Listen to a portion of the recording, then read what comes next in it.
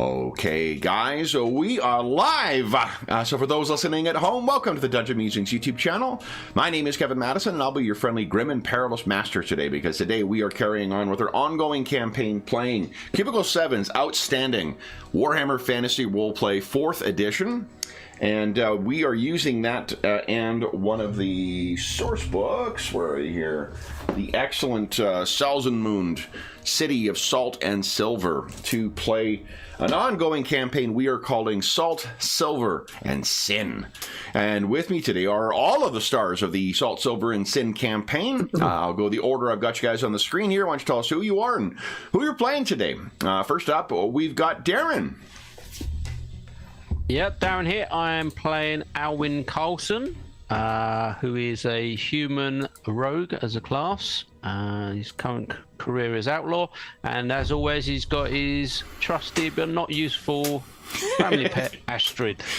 Astrid, now I don't want to alarm you, but shouldn't you have a lot more red in your health bar there, Alwyn?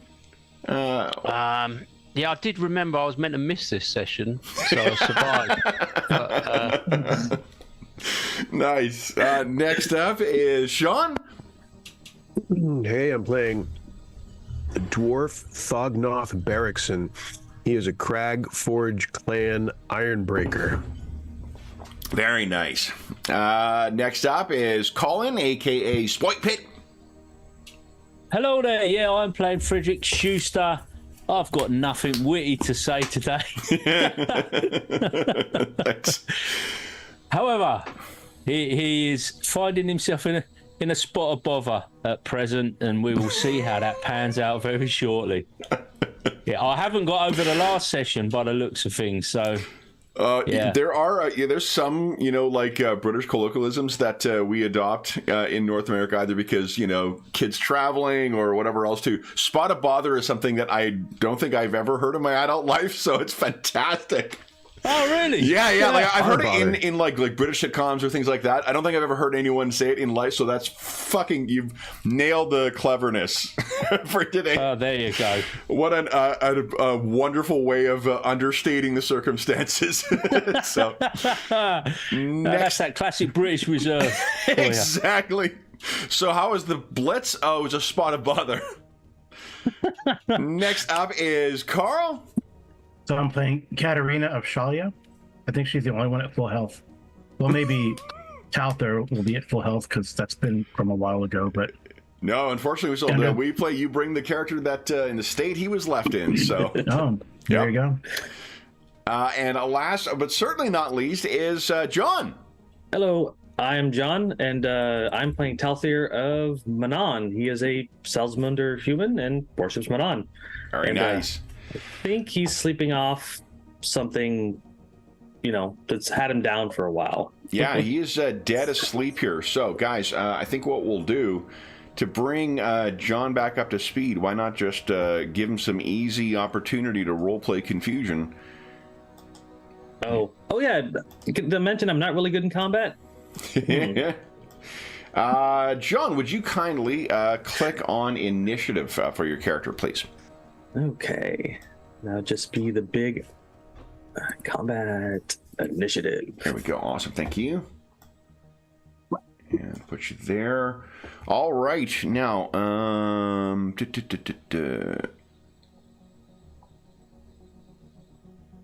so I think, oh my goodness, are we starting on the Skaven again? All right.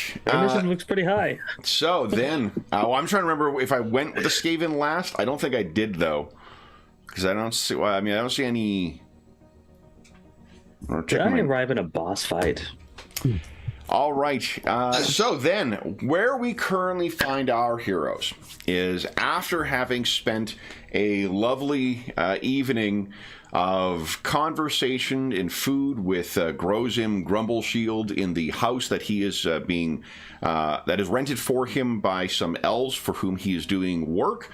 There was the first bit of excitement was the effort by Mr. Schuster here to try and capture some rats that were spotted lurking in the house. That led to a surprising amount of injuries Yep, you could say that. A decided spot of bother. Exactly. I mean, infectious bleeding wounds, you know, yeah. Or I was lucky to get out of it alive. It was only went under the dresser. Yeah, it was a challenging struggle, no doubt.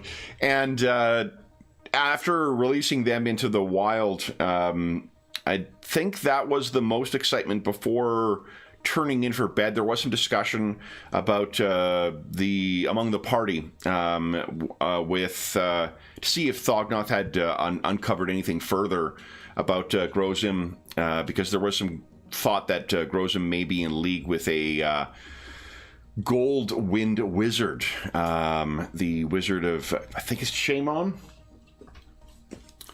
I think it's Shaman. Let's see. I can't help thinking dinner turned into the battle at Khazad-dûm. Yeah, really. Only it was pissed off rodents instead of bomb-wielding Uruks. Which is more terrifying? I will leave it to Frederick to determine. And here we go. That's a tough one. You guys haven't found green shields yet. Although I am really looking forward to my terrible English hooligan accent that I'll be using with my orcs. The Games Workshop mail order stuff. Shame on, it is shame on. I found, this is an unseconded, but I've discovered recently that in the canon material, they have all Ogryn, at least in Darktide, all the Ogryn have Russian accents. Oh, right. Cannot fucking wait to introduce an Ogryn into our 40k game now. So the you then all respectively hit the sack, and it was, I believe, Alwyn who was awoken by his trusty companion Astrid in the middle of the evening. What do you recall from that going forward, Alwyn? So yeah, Astrid had woken me up, sniffing in the doorway. I went to investigate. There was no lights or anything under the door. It didn't seem immediately obvious there was someone there. I think I was trying to be stealthy. That didn't go too well. So I think I'd alerted potentially if there was someone outside. So I decided to try and confuse them or startle them by opening the door. Opened the door, didn't immediately see anything, and then a whistle of what looked like some sort of throwing star or something thudded into the door by the side of. Clearly an attack by the Eldar. Yeah. Just before that, actually, Astrid had gone over to Thognoth's door and was sniffing at that door, so there seemed to be some attention there. Then this thing thudded into the wood behind my head, or and it had that sickly greenish quality to the metal. Made you feel disquieted seeing it. And then we were set upon by what we think are these Skaven creatures. So one set upon Thognoth, who just managed to wake up before being attacked, and then I was set upon them myself and went down, unfortunately. Right, you're right. Well, so at 0 wounds, are you down, or are you, because I don't think you suffered a critical yet, right? Like it brought you right down to the 0.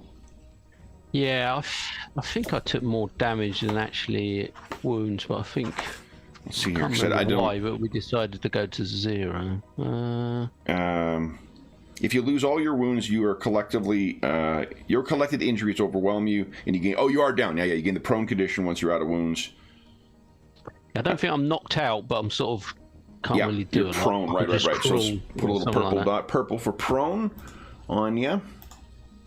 And I think it was actually the end of their initiative. I think that was their initial attack. But let's see here. I was just watching the end of the video.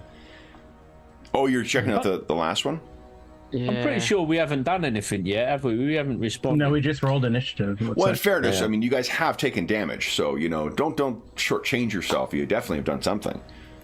Yeah. Oh yeah, true. My meat Prove shield. yourself. Mine was the day you're before. very accomplished receivers of sharp objects into your tender flesh. So, then why don't we do this, Talther? Why don't you give us a perception check, please, at challenging. Okay. Let's see. Just re-navigating the character sheet. You got it. Perception at challenging. The concern is, I couldn't handle the little rats, and these are the full-grown fellas, so that's a worry. It's a fair point. It's a spot of bother. Okay. Spot a bother. Then we are running junk for today, I guess. Well, I never heard of Okay, it. so the I've critical never- sheet, I see you've taken a spot of bother here. So It could be a unfamiliar condition, with couldn't it. it? yeah, it really You're could be in an a issue. It means spot you've of lost your left leg. So bother that. Okay. So Talther, unfortunately, you are kind of completely confused. You're going to lose this round altogether. Okay. So, what's the verdict there, Darren? Did I attack you as the end of the last round? Yeah, unless that was some sort of surprise round that you played out. I'm not sure. That is a good opportunity to look up the surprise rules. Let's take a look here.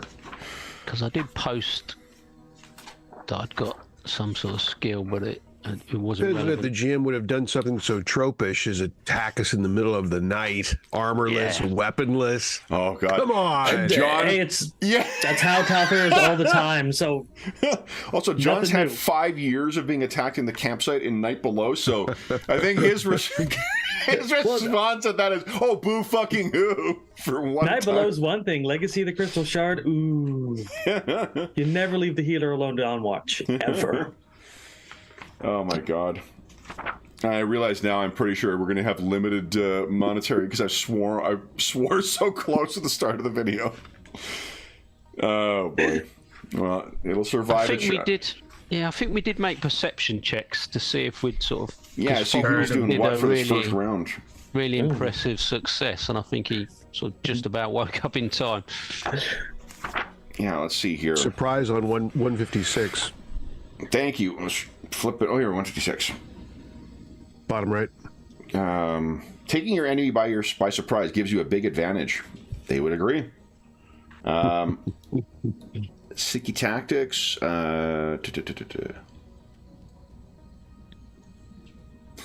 Great one. One of the options that's listed here is something else. Interesting. So what are the list of Yeah, things yeah. you can do? Distractions, unprepared defender, sneaky tactics, something else. Yeah, Which yeah. is a code word for DM can do whatever he wants for the. Oh, but here's the thing. So you can use a resolve point to remove the surprise condition because it's a condition. So that's interesting. Oh, that is interesting. Good call out. So surprise condition is 169. Let's take a look here. That does. That's clever having it a condition. Yeah. How long does the surprise condition last? Like, does it, do you have to actually Good have a shot question. and land up in your forehead, You lose- and then you're At sort the- of. No, you lose. Yeah, at the end of each round or after the first attempt to attack you, you lose the surprise condition. Oh, I see. You can take no action or move on your turn and cannot defend yourself in opposed test. Any opponent trying to strike you in melee combat gives a plus 20 to hit. Oh, so could you? So theoretically, then, could you spend your resolve right at the beginning of being surprised? Absolutely, yep, and get rid Oh, of I see, right, surprise. okay. Yeah. So that's clever having that a actual condition. Yeah, So, yeah. All right, so then these guys have ambushed. So then I think next up will be Katarina. So Katarina, you were not surprised, I think. No, we heard. Yeah, I heard. Astounding success. Yeah. Right. So you are in bed elsewhere in the house, and you can hear the sound of not only the sound of someone clattering around, but you also distinctively hear the shout from Thognoth. A dwarf injured in battle is a hard thing to miss. All right. So she's gonna get up, grab her med kit, and hit So hold on, let's outside. just. I appreciate the effort at trying to narrate it, but let's think of it in terms of what your actions are. So, Right. Get up from prone. Yep. Grab med kit. Okay, so you grab your And med. if I have any movement left, go to the door. What does standing from prone cost in this game? Anyone remember offhand? I don't. Let's see. You can move. You can use the stand up. Here on your Crawl turn. at half your movement in yards. So Is it, Yeah, is it it's half a- move? Only it costs 2 it's also yards. it's a condition cost 2 as well. yards if I have. If it's less than 6 feet to the door, then I can get to the door. But that's probably hold it. on, you just stand. Movement is 4. Spend half to get up. 2 left. Well, hold on. Look, I'm looking at 169 prone on your turn. Your move can only be used to stand up, Okay, or there you you go. can crawl. All right. So then I Yeah, so you're up get and up you and got- grab my med kit. You got All it, Thognoth. You are currently in bed, I believe. It's outrageous. I am. And where was my foe? Threw something at me, right, and hit me. Yes. Where's my foe? Roughly? Does it seem to be roughly at the door? Or Give us an. I'm not sure. What was your perception, Thognoth? Looks like a Really couple of good. fails. Thognoth's got an dodging. impressive success. oh yeah, my perception was outstanding there. Impressive, yeah. I think this is one of the things where dice results have given us a distorted perspective on what his perception is, because you just rolled really well on all those skills. So yeah, I think you can see he is elsewhere in the room, and you can see that this the mankin may not or manlings may not believe in the existence of these things, but you know a Skaven when you see one. Yeah. I would like to go for my. Let's see. Well, I'm laying down in bed, so I'm prone. Yep, Is that you're prone. fair? Yep. You also have the cozy condition. Right. Bloody cozy conditioner. Exactly. I'm not down watching quite a these bit. sheets. Right. I'd like to go for my shield. That's my intention. How would we work that? So I I would think get up. Yeah, you have to get up, and then you'd have to, I guess, use your action to move. And I think, Like a run. Yeah, maybe. yeah. Like, yeah. Yep. let's see here, That's a good because call. I think that this game, you have to spend an action to interact with an object. Yeah, running on page 165, I think is the to use your action as a move. Yeah. Oh, so give us an athletics at routine, please. Sounds good. Let's see here. I don't know about my athletics. It's questionable. Oh, but it is let's see, routine, so plus Average 20 then? Is that what you mean? Average? is this game? plus 20. Average plus 20 is average now. Oh, in yeah, this one. average. Yep. Yeah. Last night. This routine. is going to be You're fucking right. fun. Going from Imperium Maledictum, which has same modifiers but different nomenclature. Right. Look forward to that. Totally. There we go. All right, and you race over and is interacting with an object. Is that an action?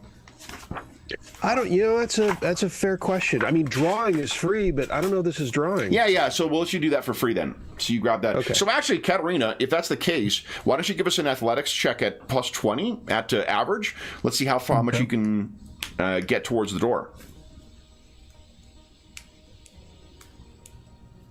Because I think picking up a med kit would be just no different than, drawing a card, Nope. drawing a So- sword. She has trouble finding her med kit Yeah, banging around. in the dark. Yeah, in the dark, it's fine. Katarina, we've all been there. So What's that dark vision? then it is, you grabbed your shield and you have that now. Talther, what are you doing? You're doing nothing. Well, he's doing something. He hears something, groans, has 5 more minutes, and rolls over. Nice. Frederick. What is Frederick currently aware of? So you can hear there's sounds coming from one of the other rooms, and you can hear the sound of Thognoth, the sound when he's getting hit by something. Okay, so it's clearly not good. Frederick's instinct is to jump out of bed, grab his bow and quiver. Okay, so well, same thing. Because he's a hunter type of guy. So standing from prono will be your only move. You can give us an athletics check at +20 to see if you can race over and grab that bow. Okay.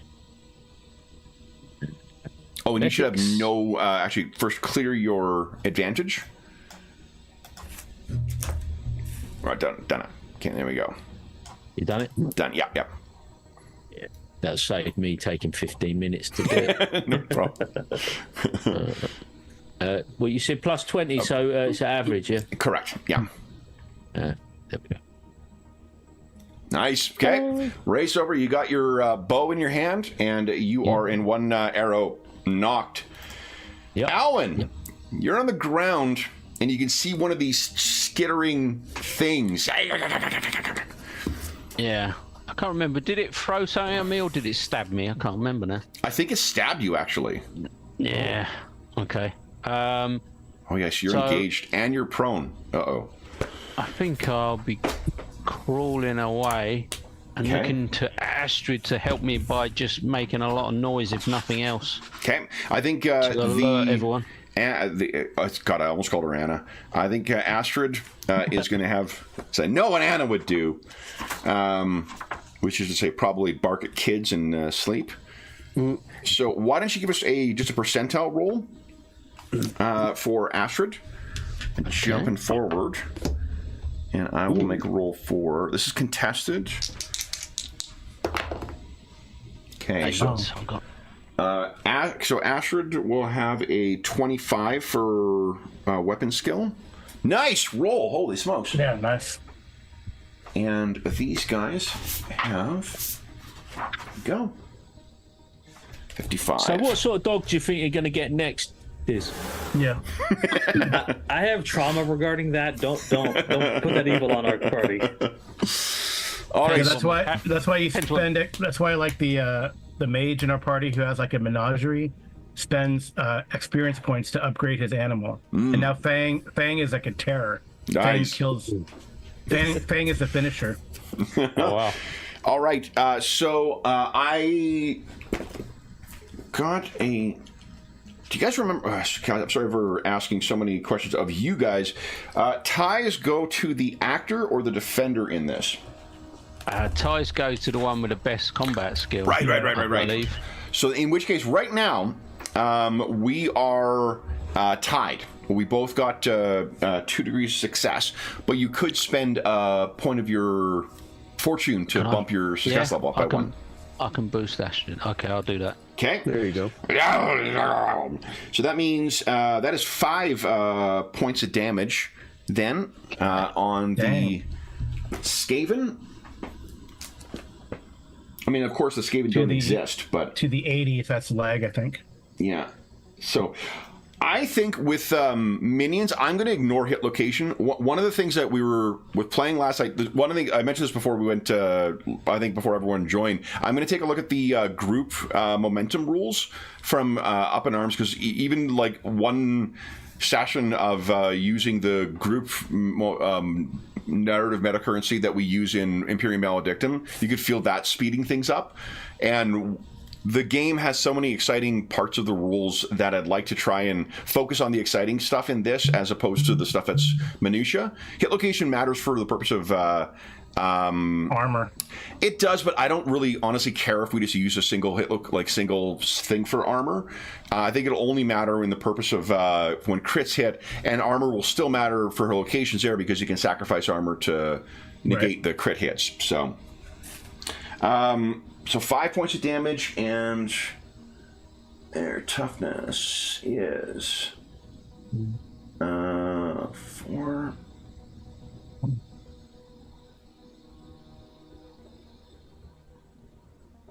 Ugh. So it's Astrid is gnawing away on this thing. It doesn't seem Astrid doesn't seem to be getting through its armor, unfortunately. Okay. So this thing's turn. All right, and Astrid won. So Astrid technically has 1 momentum right now.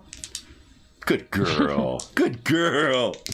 All right, so then Astrid, would you kindly give us a percentile roll once again? You're now rolling into 35. Oof. Fortunately, I failed by worse.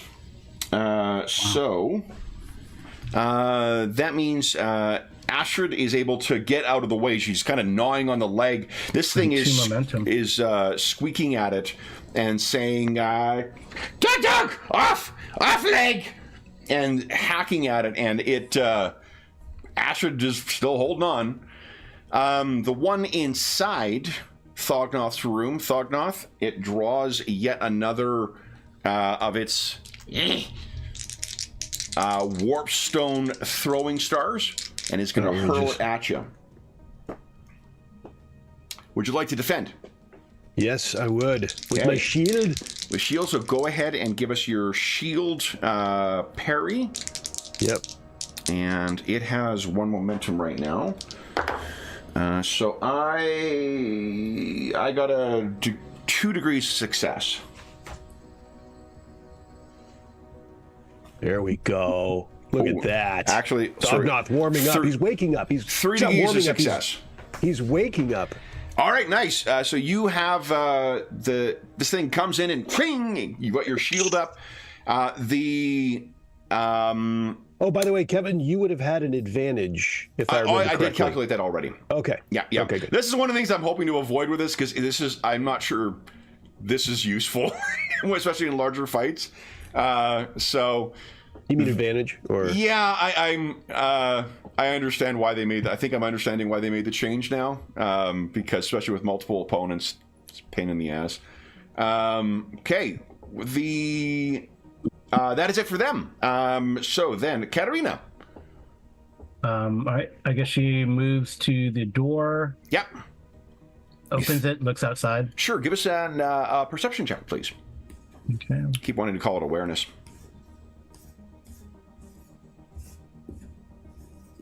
I can never find it. That is something that's regular. You can make it at average, please. Mm-hmm. All right. Nice. Okay, so what you can see there is some kind of rat human with Astrid gnawing on its leg and Alwyn on the ground looking badly hurt. All right. Can I still do something, or is that it? Yeah, you still got an action. I think she's gonna tackle that thing. Okay. So let's see. That'll be unarmed. Yep. And gang up bonus if it counts with us. Or... Does not for these things. They have a special ability to count as more than one thing. Freaking rats. Yep. You dirty rats. Yeah, they've got what is it called? So Combat. charging gives me a +10. I'm not sure you got I can't remember if this game requires you to have a lead up for a charge, but I don't think there's enough. How close are they? There's not enough space in the hallway for opening a door and then getting to it, because they're sort of right outside your room. Remember, the houses in Olden Leeds are all quite narrow anyway. Okay. Okay. Just for my clarification, he's getting attacked in the hallway? Yeah. Okay. Yeah. All right, we'll see. Nope, we failed. Well, it's contested, so I might fail worse. Okay. I did not fail worse. But I didn't get a crit either. So you go in, and this thing kind of deeks and dodges out of the way. Okay. Thognoth, what are you doing? I am going to grab my axe if I can now at this point. You can, yep.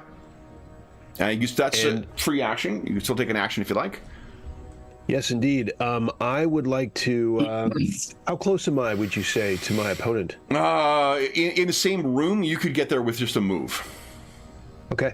Yeah, I will... I mean, how about a benefitless charge? Yeah, a narrative charge. Love it. Let's just take a look at charge. Hold on.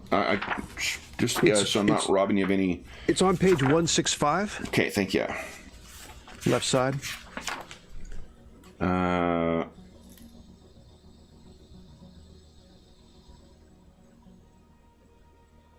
at least your move characteristic in yards away before you charge. Yeah, okay, there is. So yeah, you're not going to get the benefit of the charge. They need to build bigger, more spacious homes here. Come on. So you race in there, and then go ahead and make your attack. You've got one advantage right now. Okay. And he has none. Oh my. I succeeded with 6 degrees of success. My goodness. Which is right. also known as a Kevin Bacon success. So. All right. Let's see here. 7, come on. Nice! Look at that, now 1, baby. Oh, love it. Is that a crit in this game? It should be. I don't think so. It from 1 to 5 assures success no matter what, but it's not a crit. Not a crit. Okay, got it. That's incredible. All right, so then the comparative level of success is a 2. So then that would be a 12. Plus, does your damage include your strike mighty blow? Yes, because there's a plus 3 already in there. Yes. Okay. So you go in. That is a solid hit. I'm going to use the one on the right for the one that's engaged with you, Thognoth. So 12 points of damage minus. Look at this. Stinking, skaven blood comes out. Thognoth is unamused. And you have one more advantage as well. Yeah. Okay. Yep. Then it is Talther. You have lost the surprise condition, so you are in bed and confused. What are you doing? He tried to thrash his way out of the cocoon of covers he's made for himself and try to get to his feet. Nice. This is not seconder. When I wrap up Anna Banana, because she sleeps she sleeps with me. When I wrap her I'm going up, to assume that I'm prone on the floor from that roll. Well, we'll see. I'll wrap Anna, and then I'll sing "Beautiful People," the Marilyn Manson song, to her, but with the words "Anna Burrito." Oh my goodness. All right, so Talther is unfortunately you have faced you're like George Costanza. You face the bottom tuck of the bed too fiercely, and you are stuck in bed right now. Okay. So we'll give you the. I'm sure there is an entangled condition. Yeah, somebody had to balance that nat 1. I mean, yeah, no doubt. Yeah, I guess so. Okay, so you. Oh, it's apparently not a common condition, but it's on 167. So. This is Talther's fate. Let's see here. Entangled. You are wrapped up in something restricting your movement. On your turn, you may not move. All your actions involving movement of any kind take a -10. For your action, you can win an opposed strength condition. We'll give the bed a strength of, we'll say 15. So you're going to have a good chance of getting out of the bed, but it will be a contested roll next time. How about I spend that point to get rid of a condition and then just take my turn next turn? So it's not a thing. It's not a point of fortune. It's a point of resolve you spend, and resolve is more challenging to get back. You're free to do so, but yeah, I'll do resolve. okay. So just adjust your character sheet. So your resolve is down by 1. Got it. Okay. And so he's still wrapped up for the turn, but next turn he won't have to make a check. Absolutely. Okay. Just be glad the bed didn't attack you. That would be a critical hit then. Mimic. It's a mimic. Frederick, you have your bow in your hand, and you can hear there's sound outside, and it sounds like from Katarina's battle cry that she's joined the fight out there. What are you doing? Yeah, heading out. Open the door. Okay. So you cast the door open. What you see is Alwyn on the ground. You see Katarina trying to grapple with this rat man thing. Did the rats grow legs and arms? Maybe that's just the fogginess in your head. But Astrid seems to be chewing on this thing's leg. What are you doing? Have I got a clear shot, a relatively clear shot at anything? Well, there's 3 of them who are engaged with him right now. So I don't remember how firing into melee gives you -10. Where's the combat modifier? Table.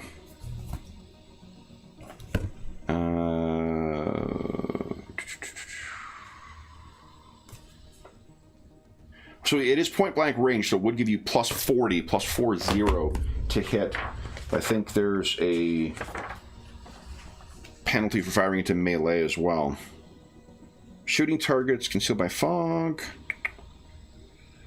Minus 20. 162. Melee. To melee. So it'll be a net plus 20 to your shot there, Frederick.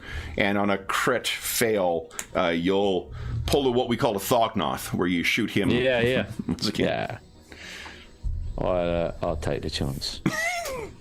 I think The friendly fire between brothers would be a funny way to have Darren rolling up a new character. So Yeah. Yeah. I mean, you know. it's a grim and perilous world. it is. Grim and perilous world. Longbow's my weapon of choice. Absolutely. So go ahead. I mean, look what happened last time I went hand to hand with a rat under the dresser. Absolutely. You know, I'm keeping them fools at long range now. So then the net will be a plus 20. And I think there's an actually 20% chance of hitting your comrade in that rule. But Where is that? it's if you on page 162, if that negative 20 would have caused you to miss where you otherwise would have succeeded, then you hit your comrade. Let's see, right in the it's upper right on page 162. That's an optional rule though. Oh, okay, gotcha. Yeah. So, what's the actual difficulty? The actual difficulty is you get plus 40, so I think that's easy. And then you're also suffering a minus 20. So it'll be an average then. Yeah. So Yeah. plus 20. Okay, cool. Critical success. Beautiful shot. Now, I'm just checking. I can't remember. Can he? Kiss. You can't dodge unless you can't dodge. Can't Well, dodge. I guess he could because you said you're in point blank, so I guess he could. But I Yeah. think you need a shield. I think you need a shield to Yeah, you to can't flank and dodge. defend with. Let's see here. Yeah, melee is an Dice rolls are opposed. amazing.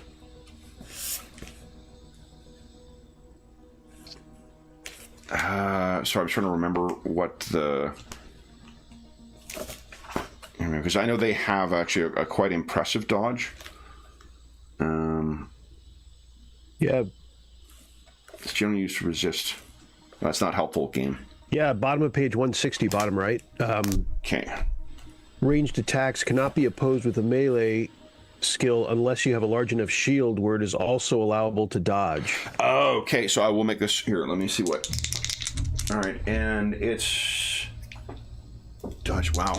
Okay, and this thing does have 1 point of momentum right now because of winning the grappling thing. So I got 5 degrees of success, but I did not get a crit. So you missed, but you inflicted a critical hit. That's the way that works, right?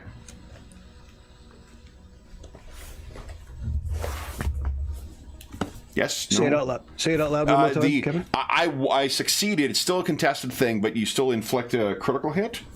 Yeah. Yep. Okay. All right. So then this is where the Is that location. no damage, but a weird effect? Well, just more a no wound effect on it, but there is a potential. The critical hits. I mean, is it worth? You don't have any momentum, Frederick, do you? Or you don't have any fortune to tie it? And you have, I guess you have 55 in your bow. Is that right? I got 57, I think. In this bow, it might be worth Spending a fortune. So what you're spending a thinking? fortune to win. Yeah, the tie goes to the higher. Unless we don't know. his dodge is a 70. So Oh, wow. Yeah. Okay, I guess we're fighting tier 3 assassins. The rats. Clan rats are easy, but if these are assassins, probably. So. yeah. Probably. So you could blow a fortune, but that's again, those ones are harder worth to it. come by. Do you want to do that, Frederick? No. I mean, that's what they're there No. to spend too, right? So, or do you want to see what the crit is? Crit. No, I'll leave it as it goes. Okay. So then the hit location would be in the right arm, so the dominant arm. And would you give us That could be his weapon. Percentile roll, please. Break his arm. Oh, 79 is good. Nice. Yeah, it's Okay. good. 79 is dislocated shoulder. So he does take enough. 4 wounds from that. Nice. So let's take that. That's And- just a warning shot. That was just a warning shot. Yeah. Is that what you scream out? She's got to pass a hard... Yeah. There's plenty more where that come from, buddy. I actually have to make a check here. So endurance... You Ooh. won't like me when I'm angry. That's right. All right, so Well, that's- he is also knocked prone and gains the stunned condition, and he drops what he's held in that hand. Wow. Good shot. Yeah, so this thing drops to the ground. He gets the purple dot of shame as well, and he's dropped his weapon.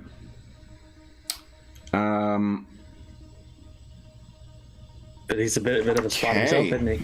And I'm just going to check the condition for this. Let's see here.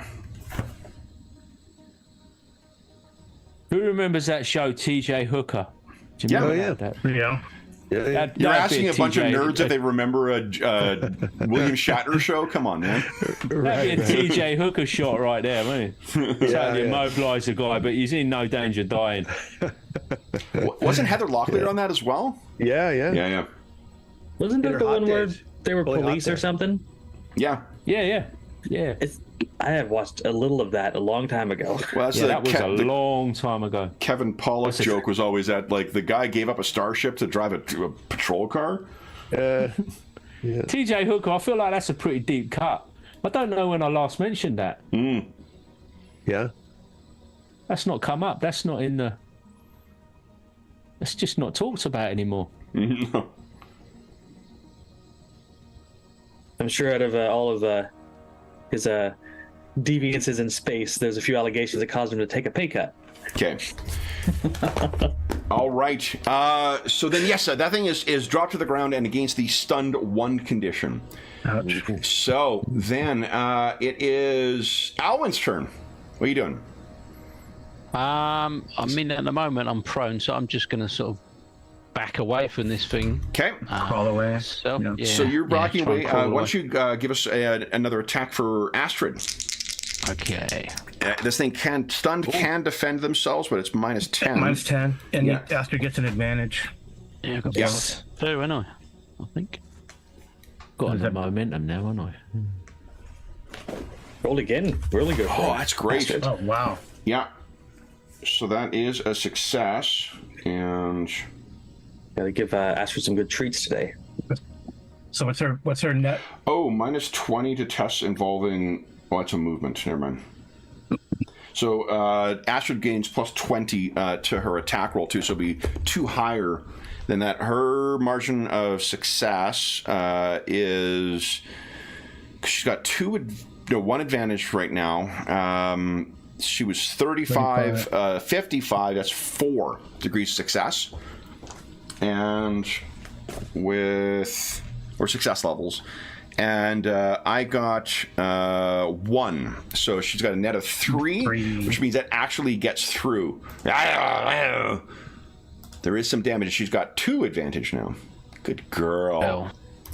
Yeah. Well, that's a first, isn't it? Yeah. We're making history. Probably. All right. Then it is the Skaven's turn. All right. So this one is engaged with you, Thognoth. And oh right, you hadn't critically hit this thing. No. I hit it. I hit it, but I didn't hit it critically. Oh right. Okay, then this thing is going to. That was the one when they had 7. They had 7 success, or 7 SL, and I had 8 or something like that. That was Oh that right. one. Yeah. Okay, so this thing is going to.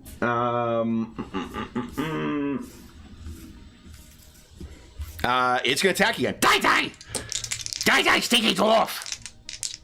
And so go ahead. If you're defending, go right ahead. I was listening to Gotrek and Felix again this week to get ready for this. I'm in Nice. Skaven Slayer right now, so Nice. It's not gone unnoticed, Kev. It's not falling on deaf ears, mate. I love it's. What's his name? Toby Kibble is the voice actor who does the voice acting in that. He's a truly British national treasure. It's so good at that. All right. Now I still got to listen to some of these. Okay. We're using, you gain a number of. Yep. Okay. That's new. I haven't used that talent you yet. haven't used it yet. Okay. I haven't used it yet, yeah. So you get one advantage on that. So my degrees of success were. Let's see here. So mine's a +5 net because of Shieldsman. Yeah, and I got 4. So. Oh, it made the difference. It made the difference. So you're getting up. Yeah, these are easily like the most recent combatants you faced were those. What do you call it? Those mutants. These are much more dangerous than that. You gain 1 advantage. Then it is Katerina. What are you doing? Oh, Katerina, I guess she's gonna. She didn't grab any of your weapons, but the Skaven's weapon is on the ground. So it's just a hand weapon, right? Nothing special. It is. Remember, we're using the rules from Up in Arms. It is a vicious-looking short sword. So let me tell you what. I don't know what the rules from Up in Arms. Hold on. That's why I'm looking down. Patience, Carl. Patience. So you're going to grab the weapon? Yeah. Okay. And so you have that in your hand. It feels funny. Okay. And I think... why don't you give us an athletics check? At easy. Or average. Sorry. No. Okay. Yeah. So you can attack this round if you like. Okay. So Yeah. snatch that off the ground. Stab him. I guess he's prone. Yeah. Go right ahead. So I don't know what that. Prone So is plus plus 20. Plus 20, and then he's stunned, so I get a plus 10. No, stunned applies to his modifiers, not yours. No, I get an advantage. Oh, advantage. I guess we'll take that at the end. Yeah. Okay. Nice. I quite badly failed. So I failed by 3. Oh. Nice! All right. So then what is your strength bonus? Our strength bonus is a +4. Plus 4. Okay. So then that is 8 total. 9, 10, 11, 12 damage. And you hit the... It's a crit. Is that the arm again? I think 44 so. is body, I think. Is it arm still? 4. 4 is primary arm again. Okay. Okay. So So 12 damage and a crit. Oh no. Let's see here. So damage is going to be minus. So take 4 points of damage, and then give us a percentile roll, please. 31. Yeah. Okay. So 31. It's the second crit, though. Arm. If it matters, it's second crit. Torn muscles. So another 2 points of damage, and he gains the bleeding condition and a torn muscle, I think. Nice. Katarina's kicking ass. Oh, and actually, hold up. There's actually, I think, one other effect. Because this thing is made of something quite nasty.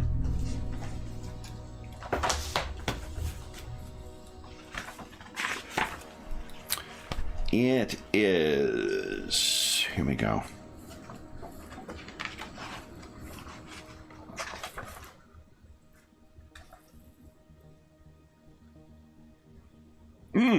Yeah, anything that causes a crit also causes a minor exposure to corruption. So then, that is... Oh, that's so weird. My I try to give myself advantage, and it didn't do it. It did do it. I'm showing as 1. You've got 1 advantage right now. Okay, well, maybe just refresh. And... Yeah, the tokens are always kind of weird that way. All right, then... Cool. It is Thognoth's turn. What are you doing, Thognoth? I am attacking. That's what I'm doing. Go right ahead. I am wielding an axe. Okay. I got 2 degrees of success. And you threw an axe at me, I think. Maybe you clicked too quickly? I might have. I don't know. Yeah, someone wrong there. Go ahead and try that again. Because it didn't roll. Yeah. Although, I mean, that is... There it is. There we go. Oh. Okay, so that is 4 net for it. So that is... let's see, not a crit. 14. So 14 points of damage. Nice. Okay. Go. Ah! Then it is Talther. You have escaped. Alrighty. Oh, I think you took the wrong one, Oh, yeah. Kevin. Yeah, hold up here. Oops. Just happened there. Go. I mean, that one could have just died faster.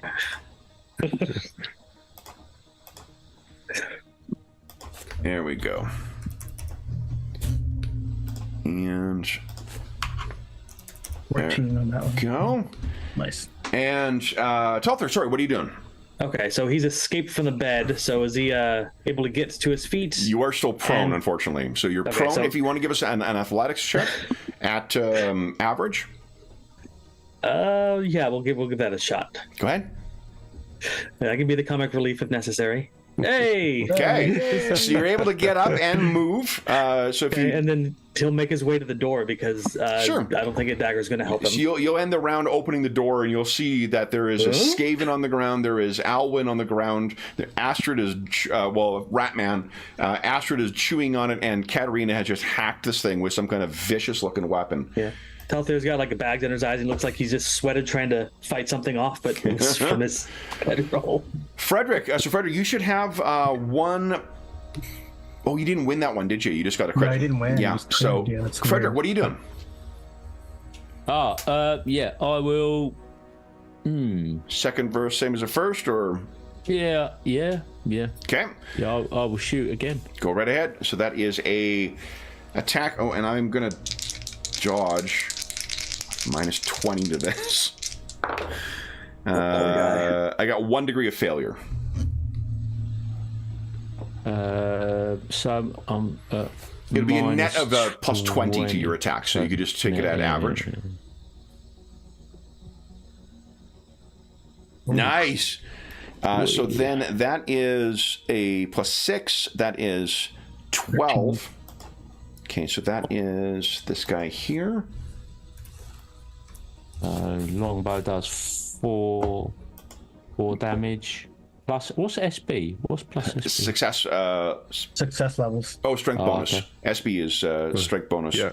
which is So it already says included. that- Looks like. It says 7 plus opposed. Yeah, It's done it for you. Done it for Done you. it for you. Oh, has it done it? I can't Yeah. see. Yeah. So just pretty cool. Just Yeah. take the net difference between your success and theirs, and then add it to that. Yeah.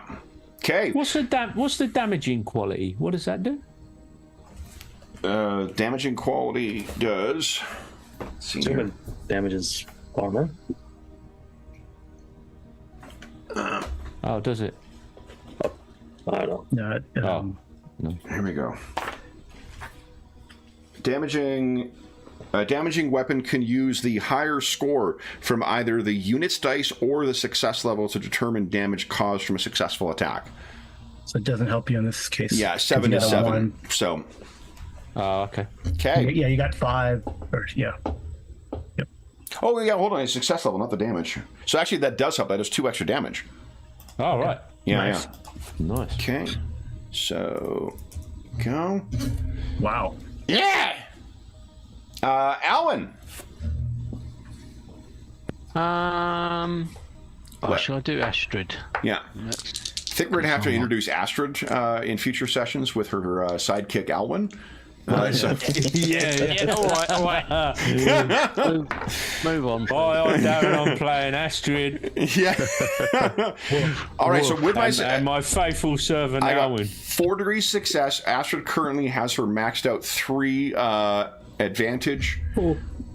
So she can give us a attack roll. Give us a percentile roll. You're rolling against a 26. 66, right? 70, 65. 75, actually. Oh. She got 3 levels of success, plus she's this thing's Nice. plus 20 because she's 5. attacking prone. Okay. 5 degrees success, which is actually less than, well, no, it's equal to my 5. place it.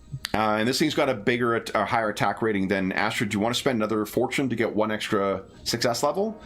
Yeah. It won't defeat him, but it'll keep the momentum with or the advantage. Keep the momentum. Yeah, with Astrid. Hold on, we really should give Astrid her own advantage bar then, I guess. This much closer to being her own person. I'm just glad you guys know what you're doing. That's the main thing. I'm just glad you guys can handle this. I'm just watching from the doorway. I just press these buttons. There you go. Okay, so you should have access to editing that.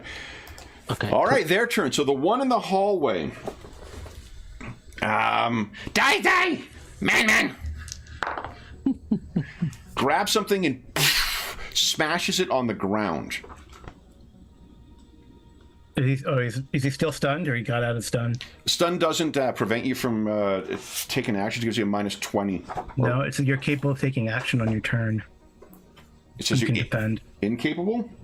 Yeah, incapable of taking action, but he could have. I mean, you can roll out a stun. I don't know if you rolled out a stun his last turn. Let's say I have. Okay. So it draws that and smashes the something on the ground. And I would like let's see here. Alwyn, crawling is half your movement, right? Yeah. Well, I don't even know if it's half. But you crawled 2 rounds then. So, whatever your full movement is, you got to move more than 3, right? You got to move 4. I've got his normal movement. So you'll have just crawled out of range. So this will be Astrid, Frederick, and Katerina, and Talther. Now that your door is open, would you each give us a toughness test? If you've got anything that gives you a bonus against resisting poison, you can take that. Difficulty? Challenging.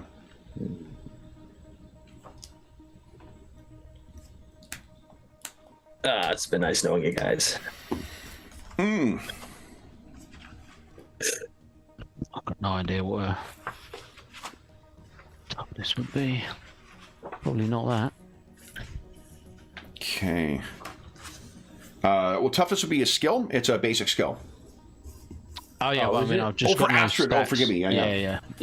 Astrid. I don't think it'd be that. It's a characteristic, yeah. Yeah, I rolled it on a characteristic. I did. I guess it would be endurance. Endurance? This one, you actually don't. This is just a flat toughness. Okay. Yeah, you don't get to use endurance, but you do get resistance if you've I got. thought there was like resistance. I thought there was a resistance skill, but maybe I'm wrong. Maybe it's a talent somewhere. Yeah, there's a. Let's see here. Probably a talent to resist poison or something. There's not a skill called resistance, but let's see here. There is a talent that grants you. Yeah. Yeah, that. But if you don't have poison resistance, then it's not a place. So her toughness is a 20. Jeez. Yeah, failed. Okay. Am I right on top of this thing then that I'm shooting at? Am I? It's you're within 3 yards of it. Oh right. Yeah. This is again like the place is not all that big, so. I'd like to spend a fortune to reroll. Yeah, go right ahead. I think I might reroll. Oof, I mean, it's not a good chance of making it, but I don't want to minus. No, this is Hey! Nice. I'm gonna reroll mine. I spent my money. Okay. Here we go. All those years of practicing holding his breath is going to pay off here. Yep. Nice. Nice. All right, that is great. So it's only Astrid. Oh no. Uh-oh. I'm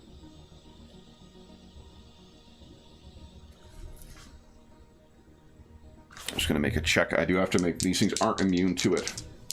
Oh, it's doing it, getting itself to. It's getting itself to. Yep. These are dedicated assassins. Holy cow. Yeah. These things, there's something Guessing that's interesting no that air happens. freshener. Yeah. It's no air freshener, is it? Wait to see what happens if it dies. So what you see is this thing shatters this thing on the ground, and there's this suddenly, as if like someone had blown billows into ashes. There's this cloud of yellowish, sickening vapor that goes out, and you can see it is almost completely consumed as it begins twitching on the ground, and its body hits the ground at the end of this round, but by the end of next round, it'll begin fast decomposing into a pile of odorous goo. Everyone didn't fail that save. Let's see. You succeeded. That is great, which means Astrid did fail, but Astrid has 5 wounds. She failed by 3.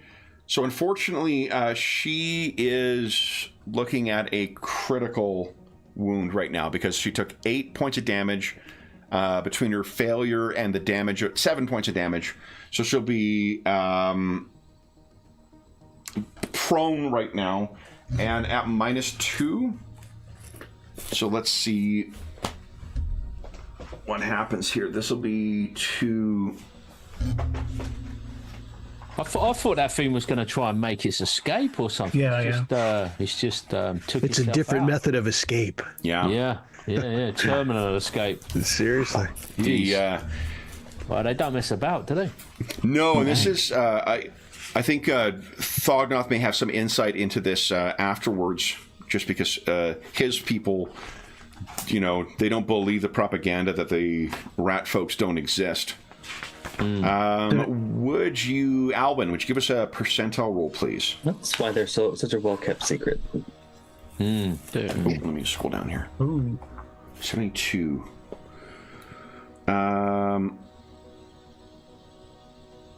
Okay, so it's another 4 wounds as she twists her back, suffers a torn muscle major.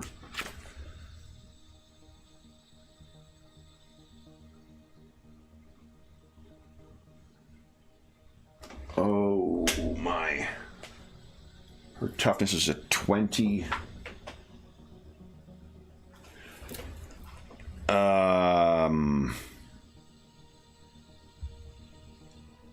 So currently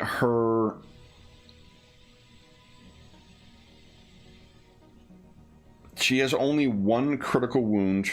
If she suffers another one, if you have more critical wounds than your toughness bonus, you succumb and will die at the end of the round.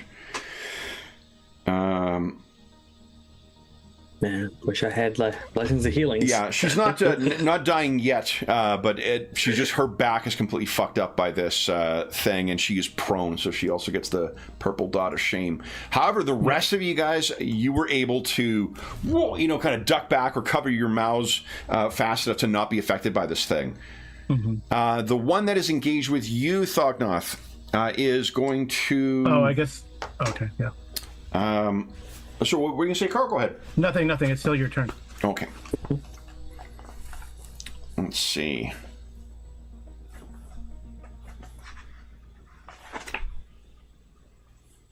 That's got a up arm. I think... Okay,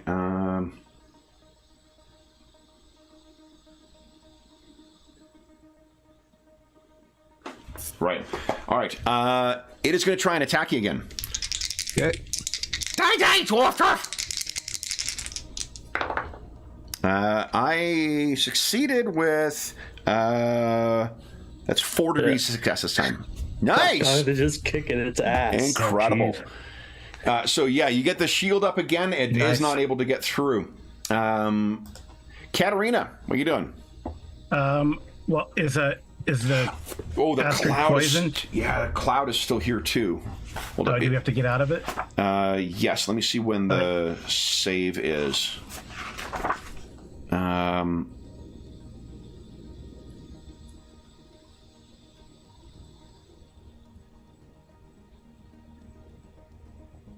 So it's every round you need to be in this. If you end your round within the cloud, then you'll have to make the save again. But for now, you can try and move out.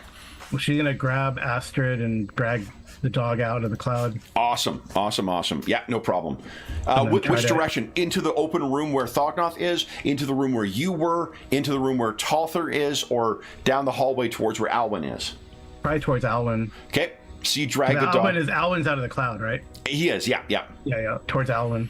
Yeah, and you can picture too, Alwyn, you're on the ground kind of like, and this cloud kind of billowed out and just reached right up to where you are. And then you see Katerina, those yellowish vapors pass aside as a big woman drags your pup out. Thognoth. Attacking away. Okay. Swinging my axe. Go. I guess we can still hear, right? We can 3 degrees of success. Yeah, you can still hear him fighting in there. Nice. Okay, so 5. So that's a net of 2. That gives you 12 points of damage. Another big hit. Yeah. And 12. So there we go. Okay. Then it is. Would you say anything, Thognoth? That's free. You don't wake up a dwarf without suffering the consequences. Nice. All right. His pithiness is still waking up. It's still, absolutely. You know, give me another 15. I'll be better. Hold on. And a good ale too, to get me going. Talther. I had a question. Is this poison cloud like something you have to breathe in?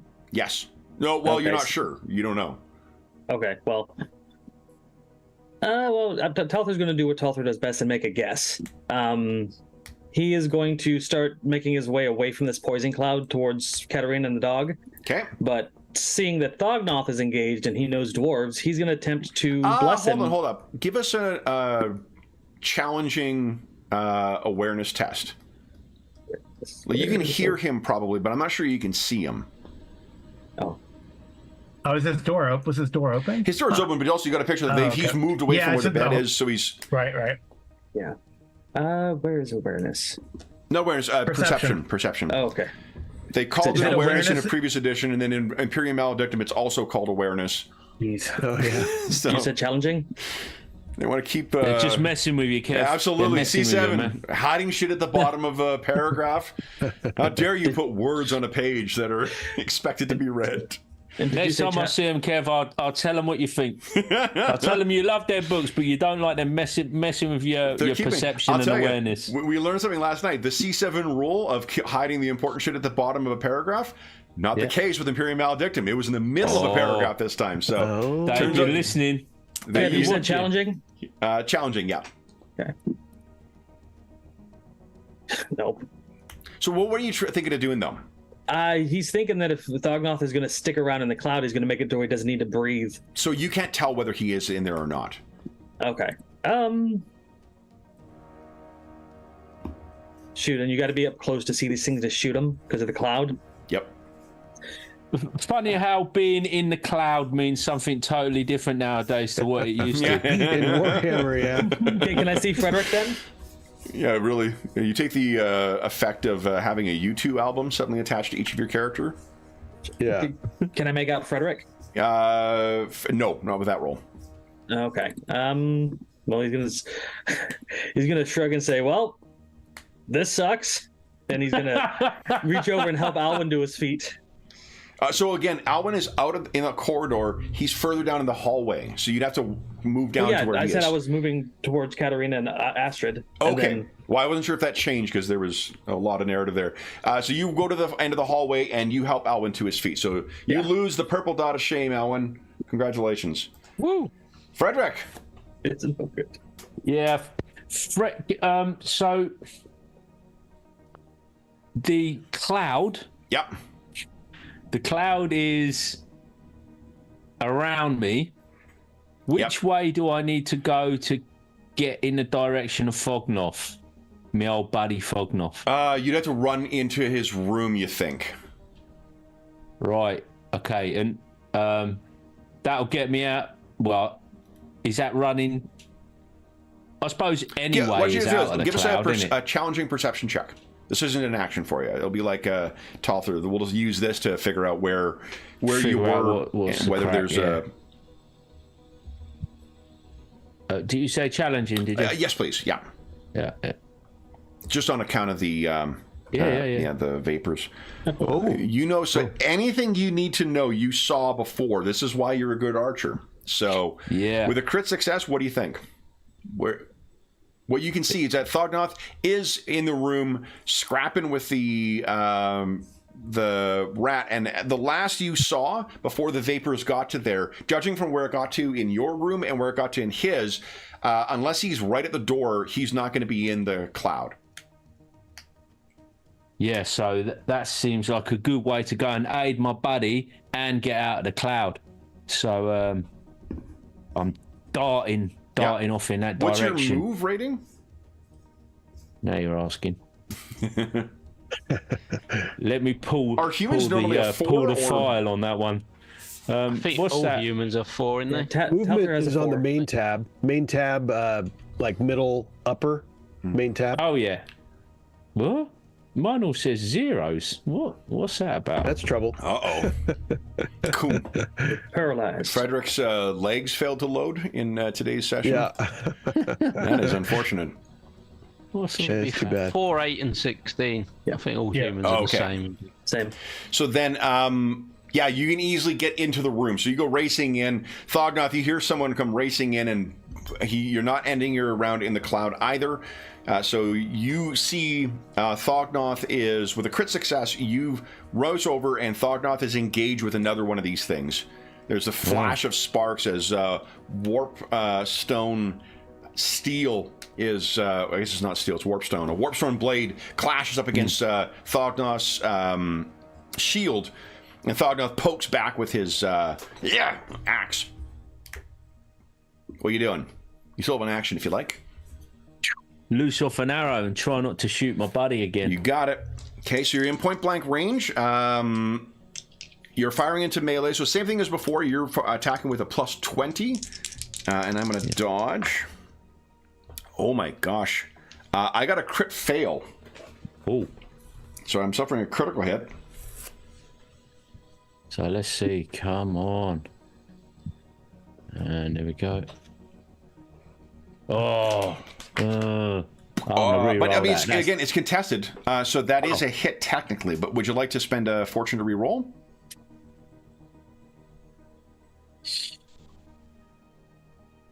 Did you That's roll an just 80? weak sauce, You isn't it? rolled a That's just 90. weak sauce. I don't like that, man. I don't like Yeah, that. go ahead. I'm gonna re-roll that. Excellent. I mean, you'd lose at advantage too, wouldn't Because we have so many British players in this game too, this means that technically my end of year for my narrative metacurrency bonus is April. So So yeah, and I've got advantage. So what would that make that with advantage? That's already built in, I think. already calculated in Oh, with sorry. your just if you just hit the exact same modifiers you did before at plus 20. Yeah, let me get you. And actually, I can be useful and open up the crit tables. it? There we go. Oh yeah, that's a lot more heroic.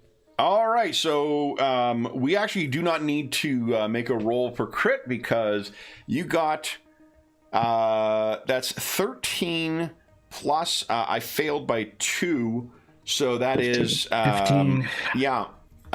So, what does it look like as you take this other one down over Thognoth's shoulder?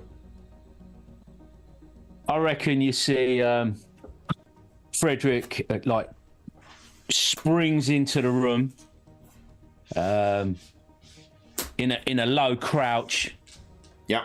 on one knee, probably with the bow to one side, like laid over, and he just kind of like brings it back and pushes forward with his arm at the same time and just loose, and it kind of just through the side of the thing's neck. Yeah, Thognoth, you were in there, exchanging blows with this thing, keeping it at bay, and then suddenly, woof, it just drops down.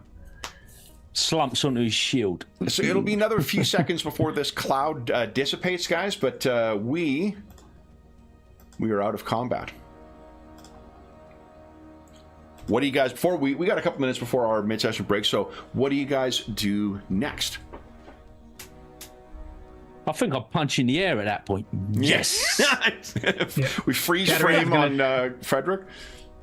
Katarina's going to try to heal Alwyn or maybe Astrid first. I don't know.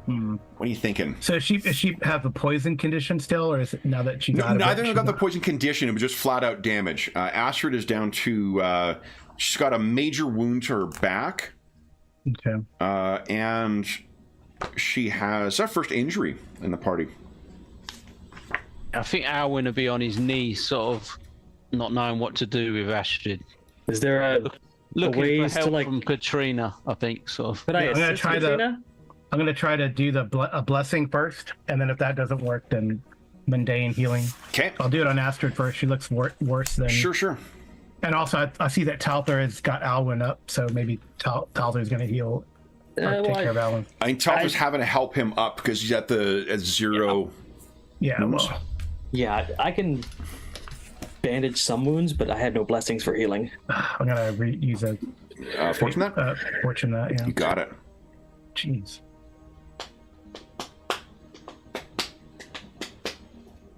Come on. Here we go.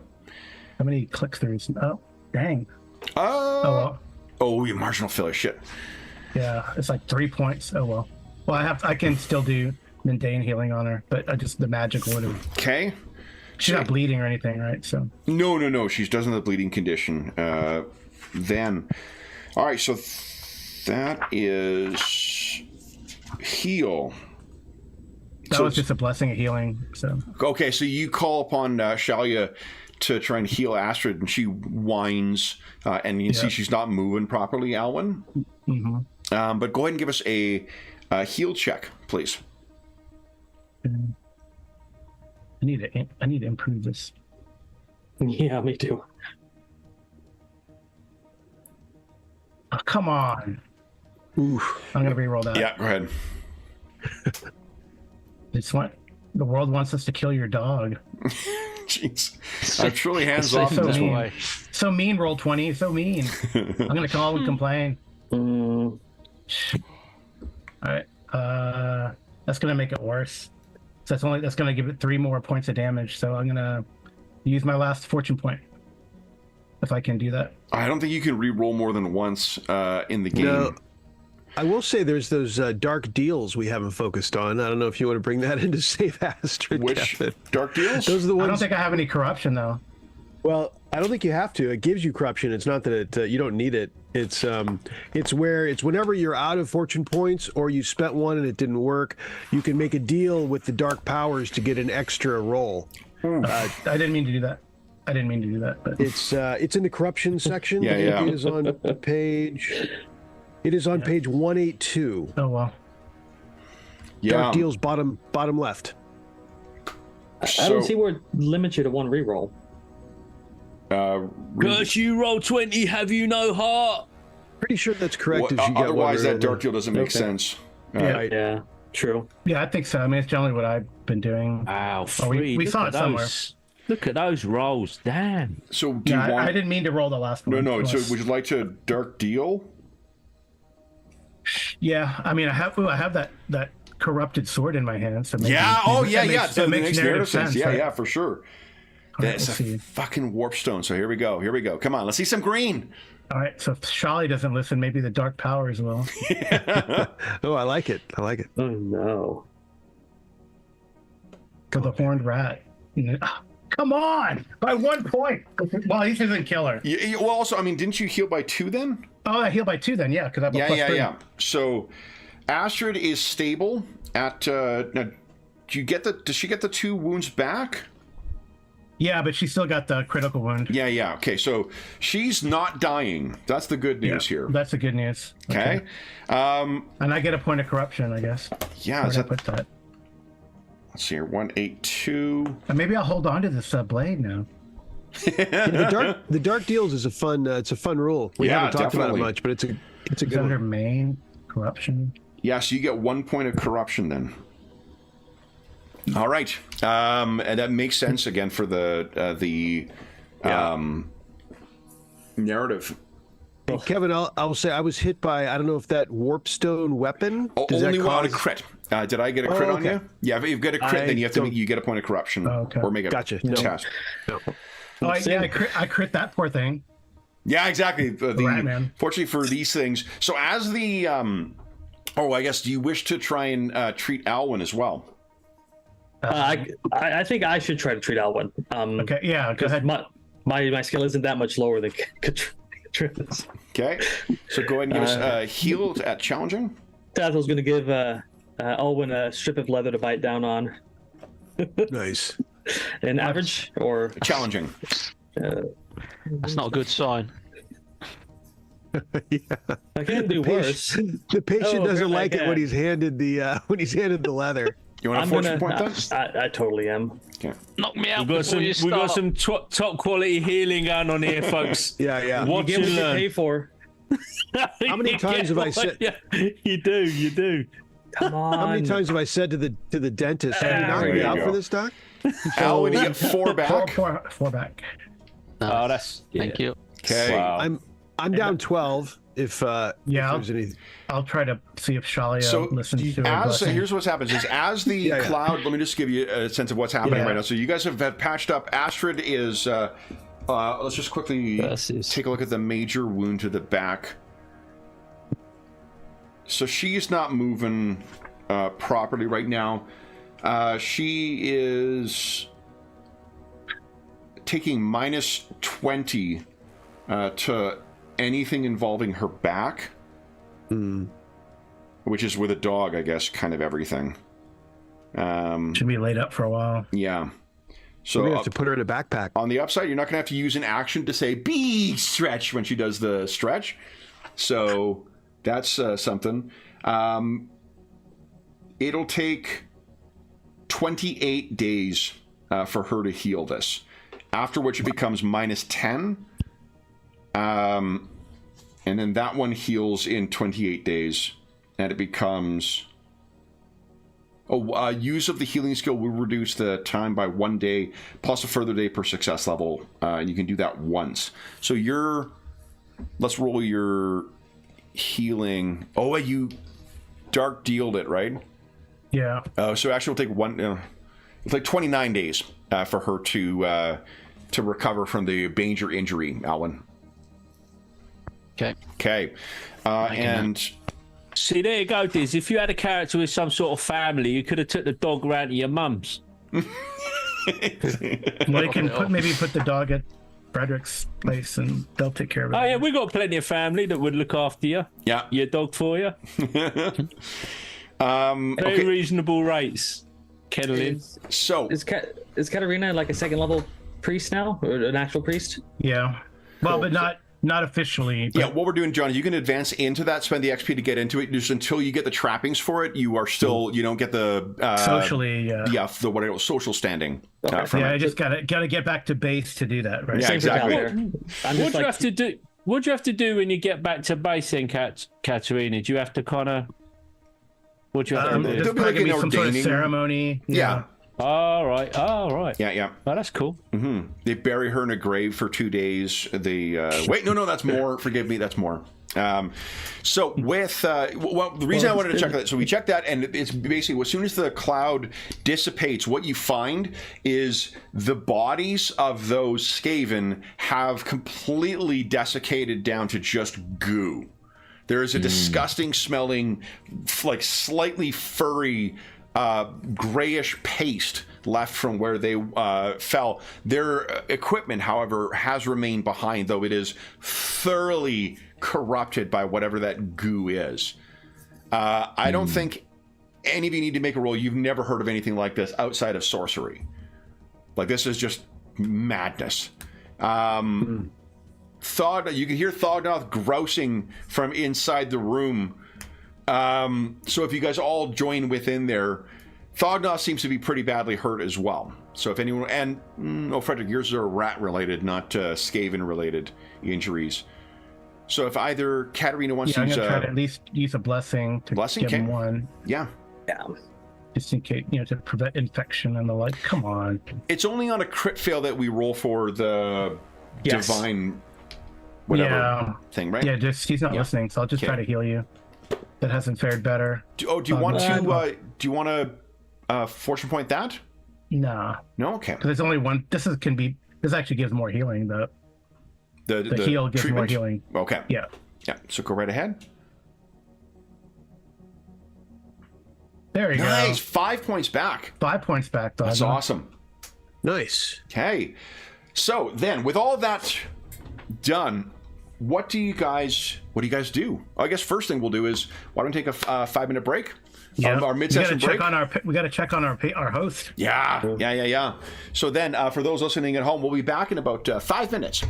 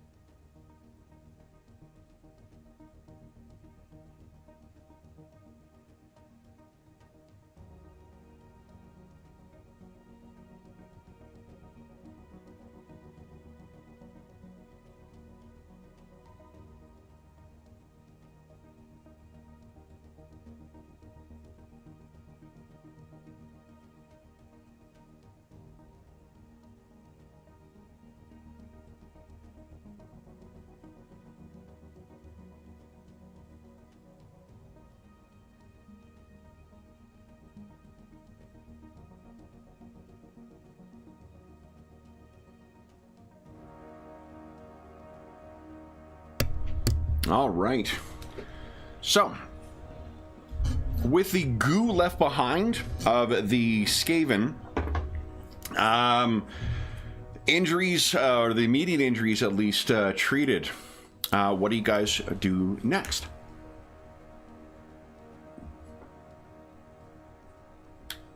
Oh, you are muted, so let's toast to Mo. Did that on purpose. Got testimony. I think we should go check on our host. See. Yep. That's what I just said. Although I was muted. So you guys race upstairs. You burst the, knock on the door or burst the door open. What do you? Yeah, I'll go. I mean, I'll try to go first since I'm the. I was close to kinship. That. I'll be bellowing. I don't want to take him by surprise. I mean, I don't imagine how I'm taking him by surprise, but just in case, I yell out, what's his, I have to... Grozem. Shield something, innit? Rumble shield. Yeah. Rumble shield. Oh, there he is. Yeah, right on the shit. Yeah. Grozem, are you in there? And I go bouncing in there. I'm like, kind of. So what you find is one of his human assist, servants who's on this floor as well. It's kind of like groggily, the door is open. He's kind of, what is going on? And you burst the door open and you see Grozem is in bed. He's looking over at you like, what? What is it, Thognoth? What? Why have you got your shield? And I'll assume that since we're both dwarves, that he's on my understanding of Skaven, and I'll say we were attacked by Skaven just now. And I'll show him the blood, or my whatever my scuffs or my. So wait, is this another one of those rats your friend was wrestling with? Yeah, rats with swords. What? Show the sword. And I was gets out of bed. That other body didn't dissolve, did it? The other both one? did. Oh wow. Yeah. It wasn't a function of the the globe. It was that. So he gets out of bed and joins you guys.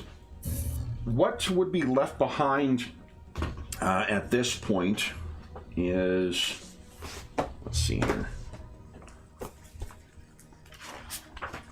Wrong book. Let's see.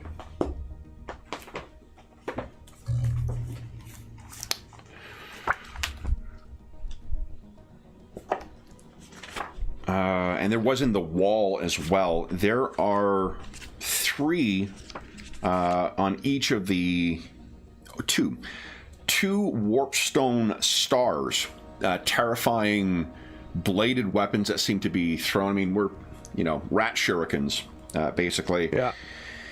I took one in the chest. I think the first blow of the combat. So it's still there. We have it proudly. Yeah. Each of them had effectively a scimitar made of warpstone as well. There is not the one that you killed, Frederick. also has, you can see what must have happened. There's some broken glass on the ground in the goo. And then this is, if you guys choose to pick any of this shit up, we'll talk about that when you do.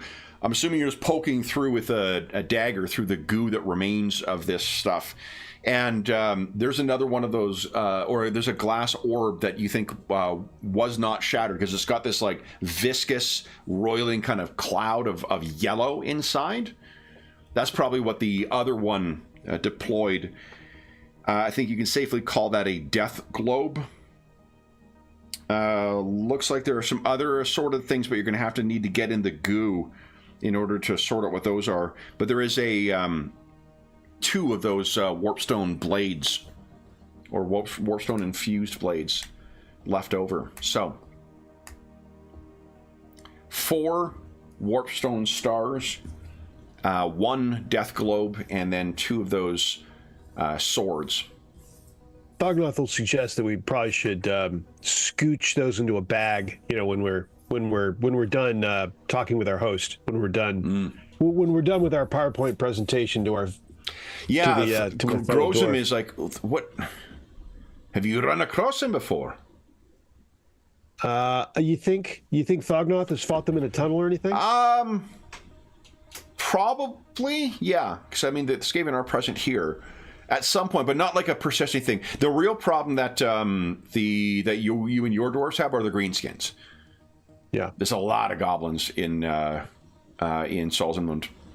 I don't suppose he's come up against them assassins, has he? He's probably like been fighting some lesser stuff. Yeah, that's a good, actually a good point. What kind of lures do you have, Thognoth? I'm just dwarf. All right, why don't you give us a dwarf lore at... I think we're going to make this one at difficult, actually, because I'm thinking...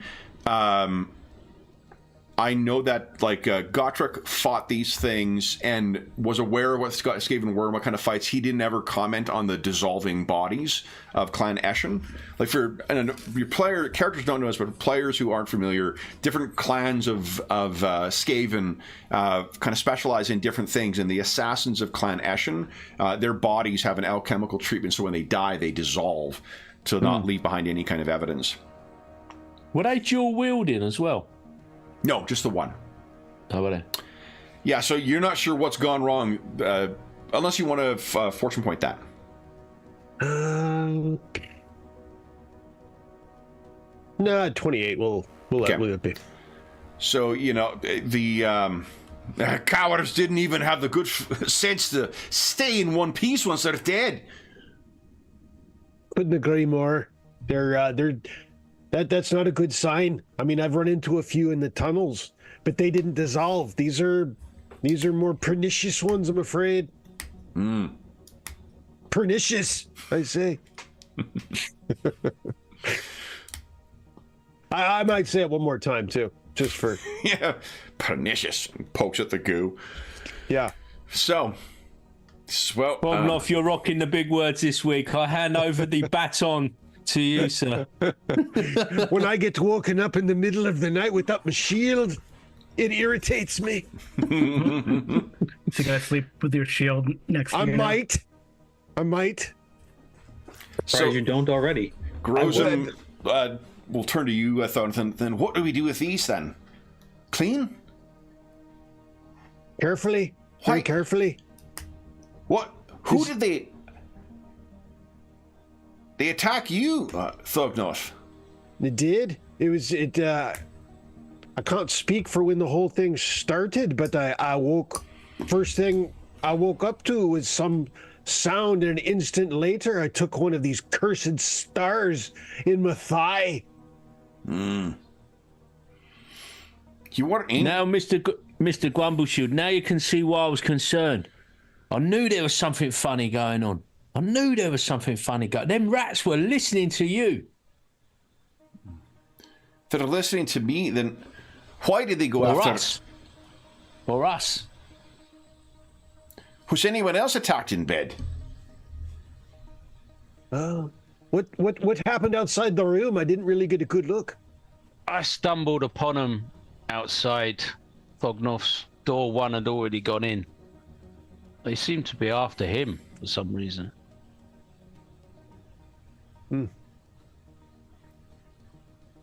Well, sometimes it's a badge of honor of who your enemies are. I'll take it. Now, I don't mean to be rude, but for folk that are not dwarfs, you fellas do all bear a sort of passing resemblance. I mean, don't take this as a slight or anything, but you know, one dwarf to a non-dwarf can definitely be confused with another. Grozum kind of looks at I don't know how Thognov. to put it any more tactfully than that. What do you mean? We clearly look different. Well, you do. To the trained eye, and I myself and Thognov, we've got to know each other a little bit, and I could definitely know when I'm talking to Thognov as opposed to your good self, Mr. Grumbleshield. But to those of, well, the folks less familiar with dwarven appearances perhaps could be easily confused. You tend to be of a similar height, perhaps of a similar build and coloration. I'm And clearly there's younger. none too many here in this place, this town. There's not a lot of dwarves. The Talther kind of like busts and says, I think what Frederick is trying to say is maybe Grozum was the target and they mistook Thognov for him. Yeah, that's exactly what I'm trying to say. Well put, Talther. Me? He pat. Yeah. Well, we were I mean, I thought this delving into the depths, and clearly you're unearthing things that perhaps various folks don't want unearthed. You know, secrets. There's all sorts going to be down there, and seems like everybody wants a little bit of the action.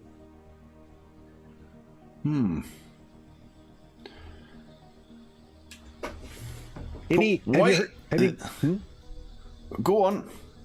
Have you heard anything? It doesn't sound like it. Your countenance suggests you haven't, but you haven't seen hide nor hair of any of this trouble before, eh, Grozum?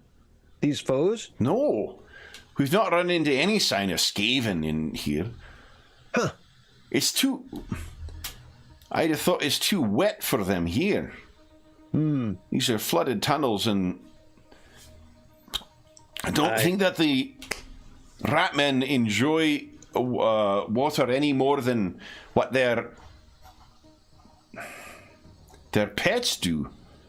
Well, we deal with rats on the ships by drowning them. They're not their favorite environment.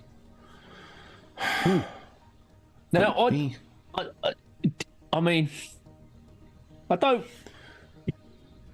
want to appear. I don't want to stir anything up between. Oh, spit it out, Frederick. Spit it out, well, man. Is there a chance that our elven friends are looking for anything specific?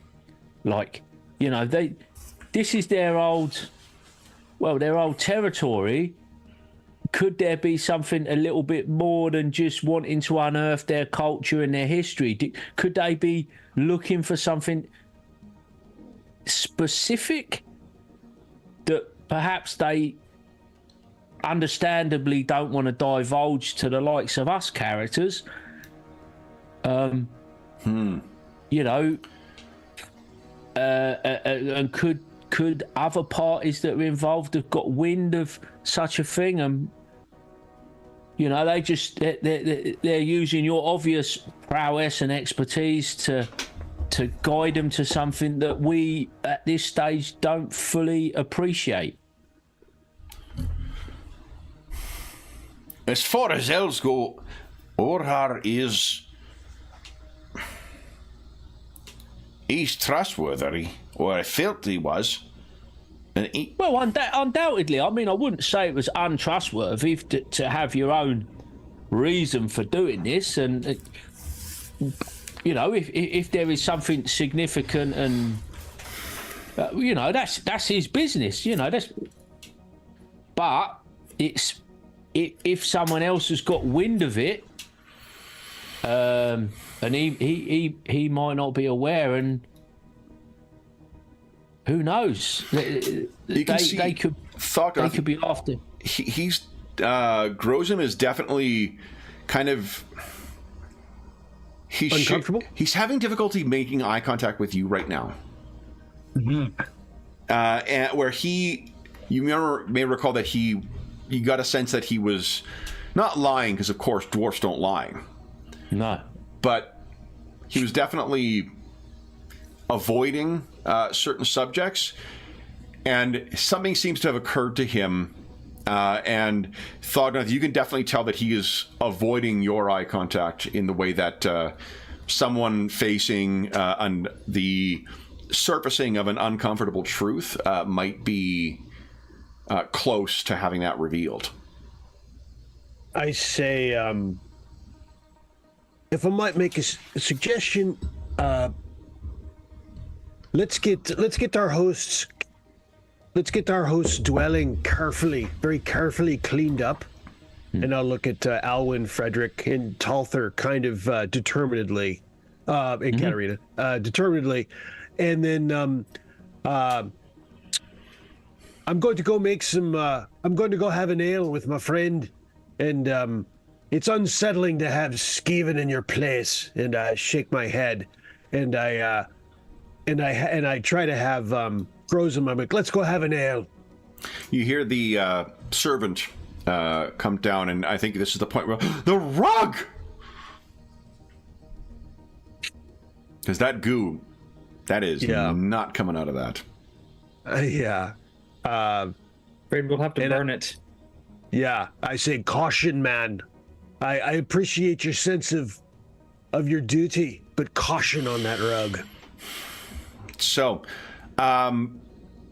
if you're taking Grozum down to, have an ale in the kitchen, what is everyone else doing during that time? Well, I'm imagining Frederick, he picks up on Thognoth's kind of hint, his subtle kind of. Yeah. Yeah. Oh yeah. Oh, of course, Thognoth. Yeah. We'll take. Don't worry. You take care of your kinsman there, and we'll get this tidied up. We'll bag up some of that stuff, and for sure, get this cleared up. Okay. So that's the least we can do. If you are taking him down to the kitchen, let's maybe start with that scene, Thognoth. So if you bring him down, what happens next? He's probably not going to be prompted to talking first. He is uncharacteristically quiet. So I wait till the ales are poured. I want to get at least the taste of dwarven ale on our lips. Priorities here, Of course. There is a decorum to this, and there's a right way and a wrong way of doing things. We would call it a cadence to the whole thing. Absolutely, and dwarves don't do things the wrong way. So, especially when we have particular purposes in mind. So I wait till our beards are kind of got a little froth on them properly. Okay. And Skaven, in my home, it is far from the hills. It's unthinkable. You should have seen them too. These were no normal Skaven. I've battled a few over the years, and these dissolving at death. It's unnatural. I must admit, I knew a few things of the Ratmen, but I've heard their assassins are most skilled. My friend, I could be completely incorrect, but with your sense of disquiet, is there anything you can think of with your job or your associates, your elven associates, anything that would point us in the right direction for us to help?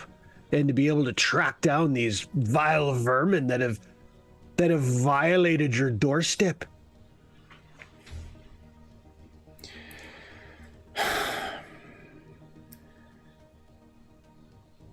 It was not an untruth to say that Orhar is, as elves go, a good one. He does seem to wish what's best for his people,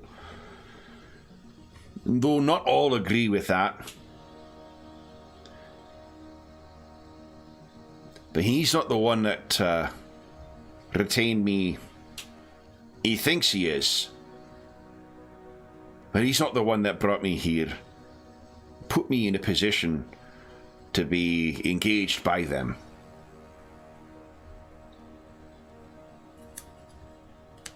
There's a merchant in town, Valtane Anderhard. He and a noble, a wizard, Talther von Filbad. They had retained me to do this. Whatever secrets are to be found down there, they wish to have their first crack at them. It did sound like feel bad. It is intentional. Yeah. Very, very good. Very good. Yeah. I have my most furrowed brow status.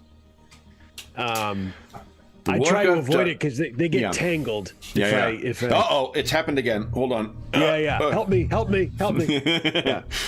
Yeah. It's embarrassing.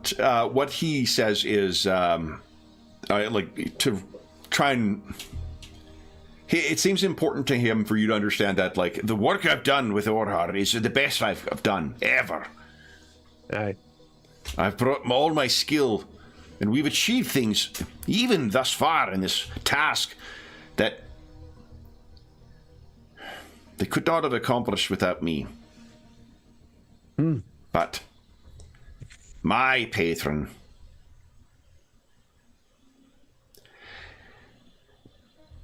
manlings, who've paid me to keep them abreast of what happened, with you asked to see this wizard. They wish to keep their involvement discreet, you see. And if I was to bring you to them, well... Now, I don't know... The manling Voltane, he's a greedy one for sure. As mad for gold as any dwarf. And the wizard, he wishes to find the secrets of the elves. He's convinced that there were studies here, that the histories of the colonial period for the elves, that they left secrets of magic behind, and he would access that. But I cannot think that Orhar, Valtane, or this wizard, any of them, would be in league with those monsters. Do you? Well, I don't know them. Wizards, we know, are a cryptic bunch. Greedy.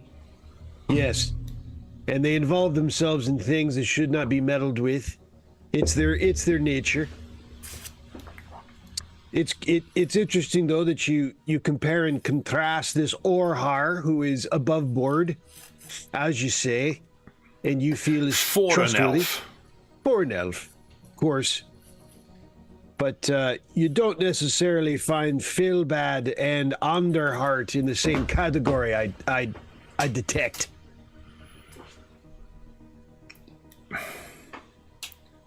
I know where I stand with them. Hmm. And it's the money, you see. Hmm. They're paying beyond a fortune. Hmm. To you for the information. Oh. And the improvements that this could finance back at the Dwarfhold. Hmm.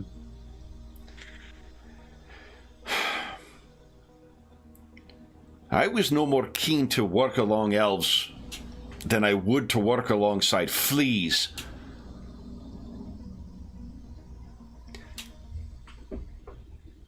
But there's...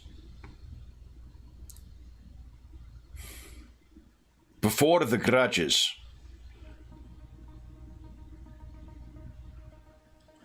there was more we had in common with them. And we were friends. That time is past.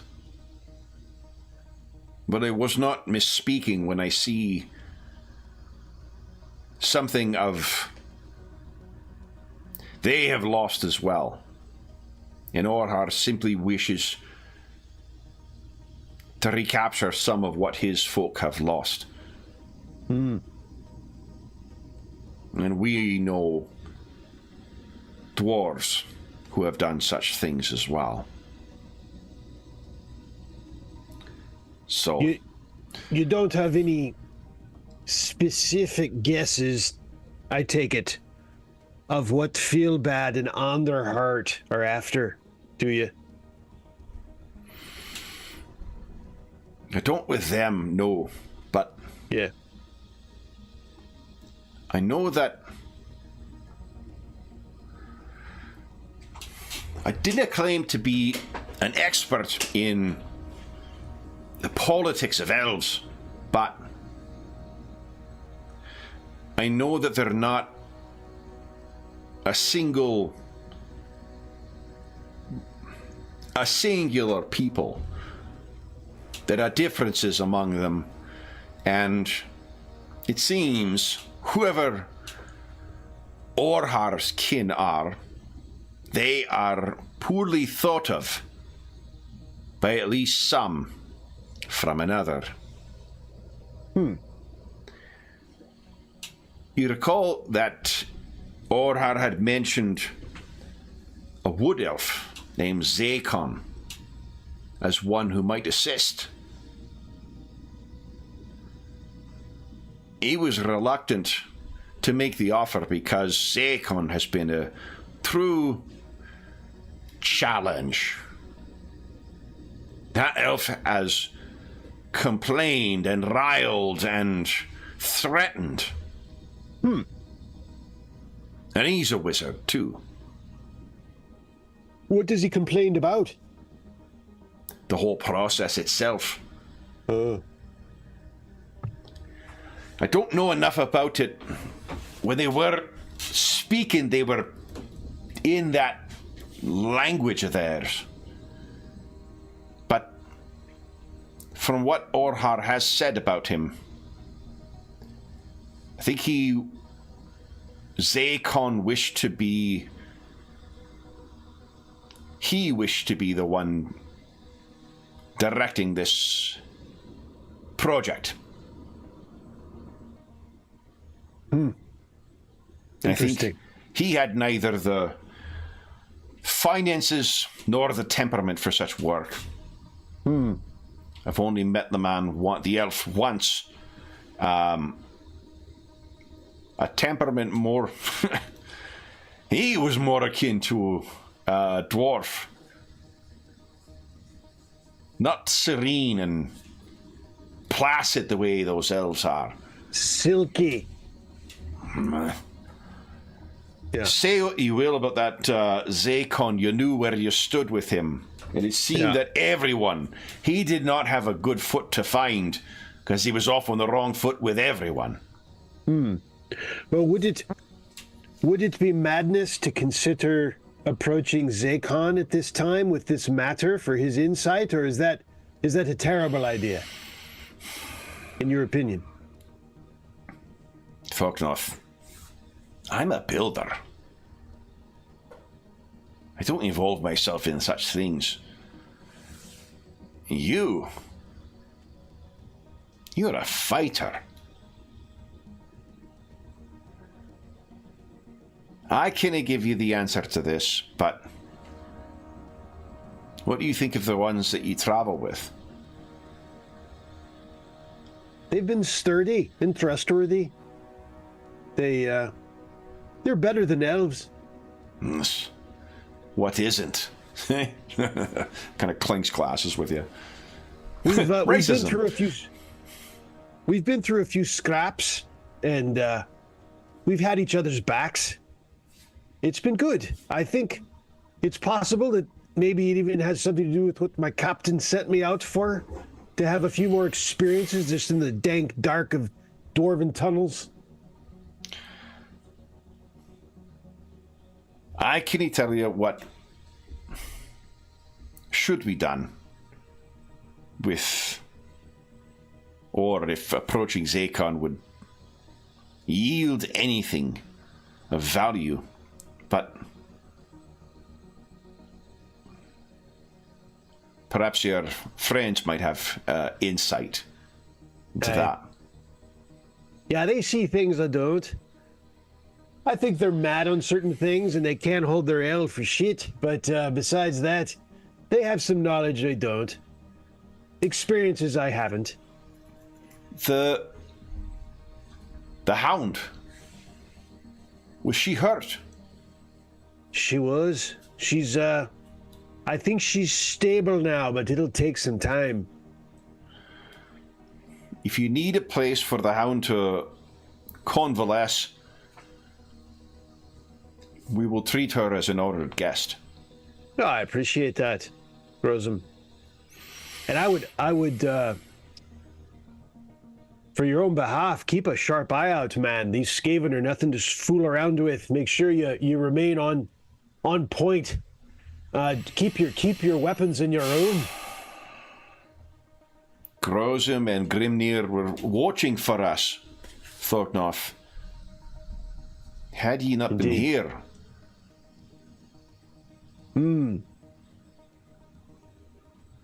Well, I'm sure you would have dispatched them yourself, my friend, and I'll toast him again.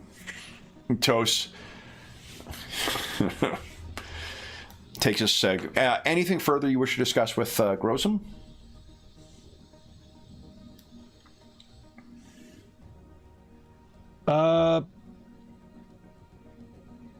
Well, I say it doesn't sound. I don't wish to put you at risk. I have a feeling now that if you introduced us to your surreptitious associates, that they might view this as a violation of what you're being paid for, now that you've shared about the discretion aspect of the contract. So I don't want to put you at risk any more than you already are, since your castle has been violated. Thorgnoth, I'm the one who put you at risk. If these assassins came in the night for me, you're the ones who share what I've told with your friends at will. It's the least I can do to make up for making them unsafe as guests in my home. No, I appreciate that. Well, hopefully we'll get to the bottom of it and be able to put you a little more at ease about how this happened and why.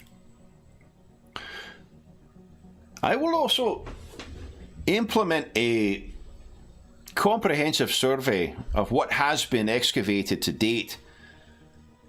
Perhaps there's a sign of these filthy Skaven that we've missed in what's been uncovered thus far.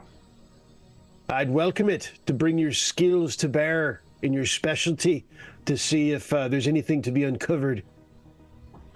It won't be the same as dwarves looking, mind, but the elves will do the best they can. Aye. And that's I'll have another ale, of course. We'll finish up with another. I mean, that goes without question, right? Yeah. All right. So then, for the rest of you guys, what did you wish to do during the the time that Thognoth is chatting with Grosum. It's a probably maybe 3 hours off from dawn at this point. Well, firstly, I just want to say that was a cool scene, guys. I enjoyed that. That was cool. I can imagine. I could really picture them there. You know, oh man, damn it! It's all kind of. Dwarves in their habitat. Fess up. We're gonna have to fess up to this now. Yeah. Oh dear. Oh well. Yeah. Damn. Well, thank you. That's very kind. Yeah. No problem. I think Talther's going to go back to bed. He doesn't want to touch any of those nasty implements, and no one's dying. So Yeah. Okay. plus his ribs really hurt still. Okay. Yeah, I think Katarina's going to stay up and tend to the wounded, make sure they're okay. Okay. So, I think Frederick is conscious of the fact that he said he would try and clean things up, so he's going to be kind of stood there looking at this goo and sure. looking about from probably back to the kitchen to find some utensils to maybe scoop some of the evidence into yet another pot, because we still got that captive rat in a thing somewhere, haven't we? That we're taking to the rat catcher. We got a captive rat in a pot. Oh, you do? Yeah. Yeah.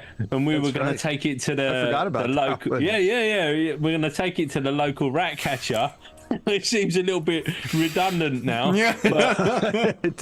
We'll be instructing the rat catcher. The rat catcher won't be instructing us. Yeah, exactly. But you never know. The rat catcher might sort That's of say, true. well, there has been, a bit of an uptick in rat incidents lately, or who knows. But yeah, another kind of container, try and fish out. I mean, Frederick doesn't know anything about this goo, but I don't think you need to be a genius to work out you don't want to be getting it all over yourself. So what you find, Frederick, in the course of searching is one of the things there is a little like a disgusting leather pouch that has been is attached to sort of the bandolier. While cursory look at the stuff would suggest that this is just garbage. You're a hunter who makes do with what you make do, and you would recognize this stuff is quite effective actually. The placement of the scabbard in such a way that it won't rattle and it'll keep things secure. So as far as a sneaky ambusher is concerned, all this stuff is quite while crude by human standards, extremely effective. And in the what you find in this one satchel that's part of the bandolier, and this is on each of them, there are 2 small vials, glass with some kind of viscous black liquid with a little bit of looks like little flecks of something in it. Mm-hmm. 2 on each of them, as well as, would you give us a 2d10 roll, please? This is how many tumors that develop after searching the... No. 12. What? So between the 2, what you find, there are small little... kind of like almost pebbles of the same baleful green flecked, slightly luminescent stone that those throwing stars were made from. Perhaps this is the money of the rat folk, or some other kind of, maybe some other murderous purpose that it could be put to. Have I ever heard tell of any of this type of? You can give us any kind of. You got lore? What? I'm pretty lored up. I got Nordland lore. Is that a thing? Would that be Nordland? Yeah, that'd be the province. Give us that at average, please, because I think that this stuff is just enough people know what warpstone is. Okay. Yeah. So you're you've heard of this stuff. It's alchemists use this stuff in potions sometimes. The sorcerers, you've heard, make use of this stuff. It's the, like, yeah, I don't know. Apart from that, you shouldn't eat it. It's that it's dangerous. But apart from that, I know it's warp stone. Yeah. It's probably warp stone in just a different substance than what others would use it in.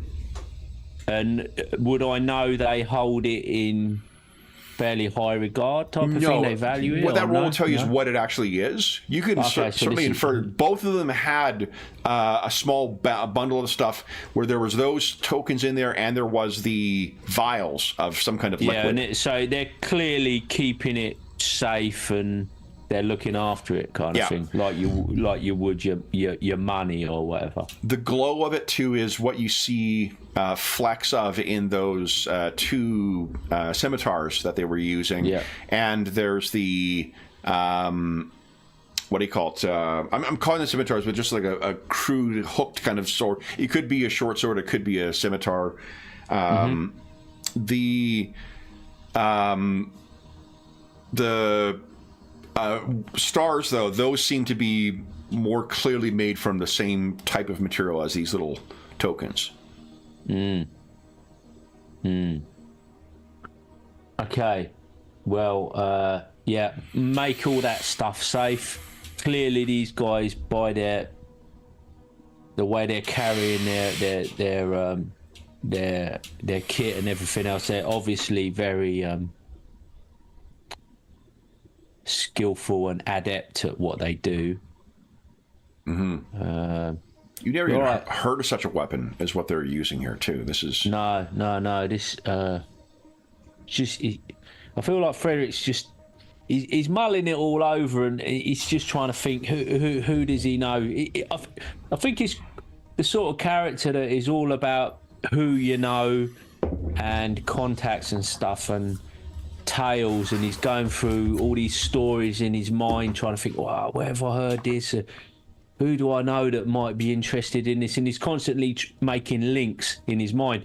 And he's also thinking, mental note, need to nip back to go and see the guy that sold him these arrows, because these are spot on. That, I mean, there's a significant uptick in performance with these arrows after his last encounter, so he's definitely going back to see that guy to kind of give him like a 5-star review on his arrow, on his fletching skills. Grim and perilous yelp. So customer testimony headed that way for sure. And he'll perhaps go and speak to he's thinking, well, them dwarfs are an awful long time, but under the circumstances, Anyway, does his best to get cleared up, and he'll be speaking to Fognoff definitely about this stuff, and probably to Katerina, because she seems quite savvy. Not sure where Talfa's gone. He seems quite tired. Maybe he's more of a day person. He's been limping for a while ever since he took like double shots from protecting someone. I've made my appearance. I will see you all in 2 months. So then, what about Alwyn? I think Alwyn would have gone into that corridor and just picked up that rug from either end, sort of folded it in half, and just at arm's length just took that out of the house. Well, that would have been, even though the place is smaller, in a noble house like this, it's probably one of those hall runner rugs, so that's going to be like a whole thing to try and get together. I do have good news for you, though. I was trying to figure out why I've got 10 underneath Astra's things, because I gave her the stats of a wolf, not a dog. So it turns out, like, my Anna Banana, she's a lot tougher than she looks. So you can actually ignore the major wound that she's got. By tomorrow morning, she'll be right as rain. She is going to still be suffering from, because she's got 10 wounds, not 5. So you will be still at 8 out of 10. So if you want to adjust her token, we did actually list her momentum correctly, though, so that's good. So she's not as badly tough as a nickel steak, they say, and that's Astrid as well. Did she still take a critical hit, or was it just because she went to 0? She took. It was because she went to 0. That's when she took the critical hit. I didn't get a critical hit on her. It's just that she took went into negative, and as soon as you do that, we roll critical hits. Right. Yeah. Okay. So she would have still taken a great deal of damage from the poison globe because she really failed that, but she wouldn't have failed it by as much because the wolves have a higher toughness, I think, than what they do. So I'll see if I can get Frederick to give me help in like getting this rug out of this hallway and rolling it up and getting out. I don't want anyone stepping in this goo or going anywhere near it. No, and you can tell Astrid is definitely feeling better because she's standing on the rug as you're trying to do it. You're like, move, move. Classic. Rolling it down, then she moves back on front of it. You're like, no, move. Get up. Starts eating the goo. Yeah. She is tough. Definitely. Leave the goo. Sniffing it, eating part of it. Like, no. Then Off the goo. Yeah. Vomited up remnants of Skaven stuff. So, yeah. She is definitely tougher than we expected, but she doesn't listen any better. So, no. That's good. So, yeah, once got rid of that out of the hallway, then... I think he'll be looking for getting some extra sleep in. Yeah, you're pretty badly beaten up as well. Yeah. Like that was... So then... Are we just dumping the rug out in the street for the local kids to play with and stuff, yeah? No, just set fire to it, I think. Oh, okay. Spoil sport. Burn off. Why's that kid got 3 eyes? You're gonna set fire to it and let all that warp stone dust. Yeah, we'll spread it amongst the town. We're not going to throw away this plastic. We're going to throw it in the fire. All right. So then, what? I guess when Thognoth has finished up with, are you just planning on reconvening with all of your allies in the morning, Thognoth, or? Yeah. I think. Everyone seems a little busy and doing what they're doing. So I come out. I pour myself, of course, a last ale. Everyone is working. I see you're busy, so I'll come back another time. So I sit down on the couch with my ale and fall asleep. Okay. Of course. One little known talent of dwarves is that if they balance it on their belly, no stein falls. So they're trained that way from a very young age. It's a species type of benefit. Yeah. The minute you nod off though, Thognoth, Frederick's going to wake you up. He's going to be like shaking you. Thognoth. Yeah, more Skaven? No. What happened? Was I right? There's more to this. Was I right? So Talther is asleep again, but Katarina probably would be able to involve herself with this, and Alwyn, you likely could involve yourself with this as well. Okay. You could also wake Talther up if you wish, but... I will look to see who's closest to the kitchen. Yeah, I mean, we'll wake him up. Okay. Yeah. Because there's no way Frederick's going to bed, because he's like... Yeah. Woohoo!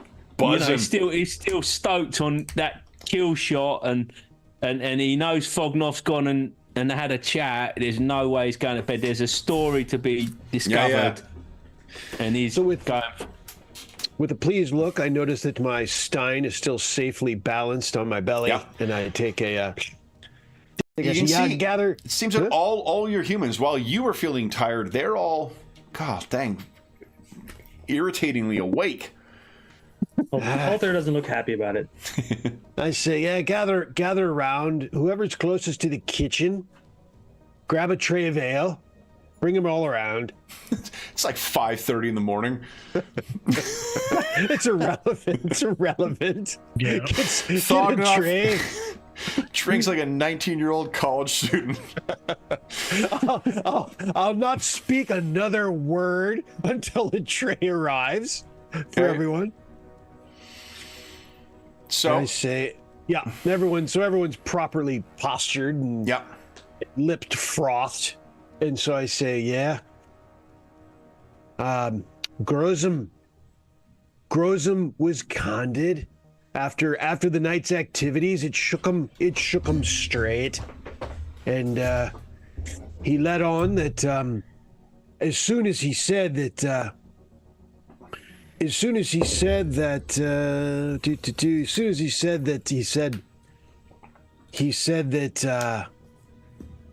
Orhar thought he was Grozum's patron. As soon as he said that, I knew it was coming, and it was.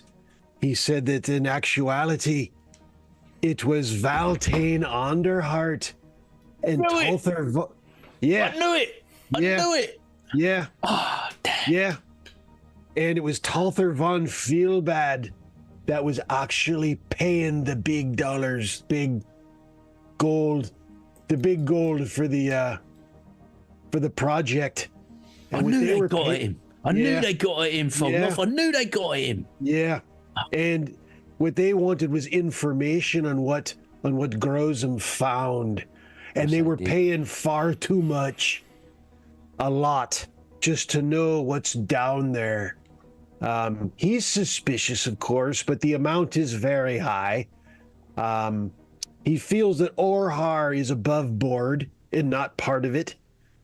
But this Feelbad and Underheart they're questionable. Of course they are. They're bleeding wizards. You can't trust them, can you? Well, then he commented. Well, I asked him about the other one. Maybe he brought him up that Orhar referenced this Zakon, the elven wizard, Zakon, yeah. He said that there's no indication that Zakon is with the other ones, and that Zakon in fact is a bit of a pisspot on the whole matter. And I tried to ask him whether maybe does it make any sense to go to Zakon as perhaps the reference on this whole business, and he declined to know whether that was the right move and to know Zakon well enough. Decline to know. We gotta go and see Zakon. We must go and see Zakon. He's an elf. He's gonna know all about this stuff. I'm telling you. Frederick, I'm telling you, there's some elven secrets. Zakon. That's who we gotta see him. Frederick, would you give us a Nordland's roll at? For you, I think you will set it at easy. Okay. Right. Talther is.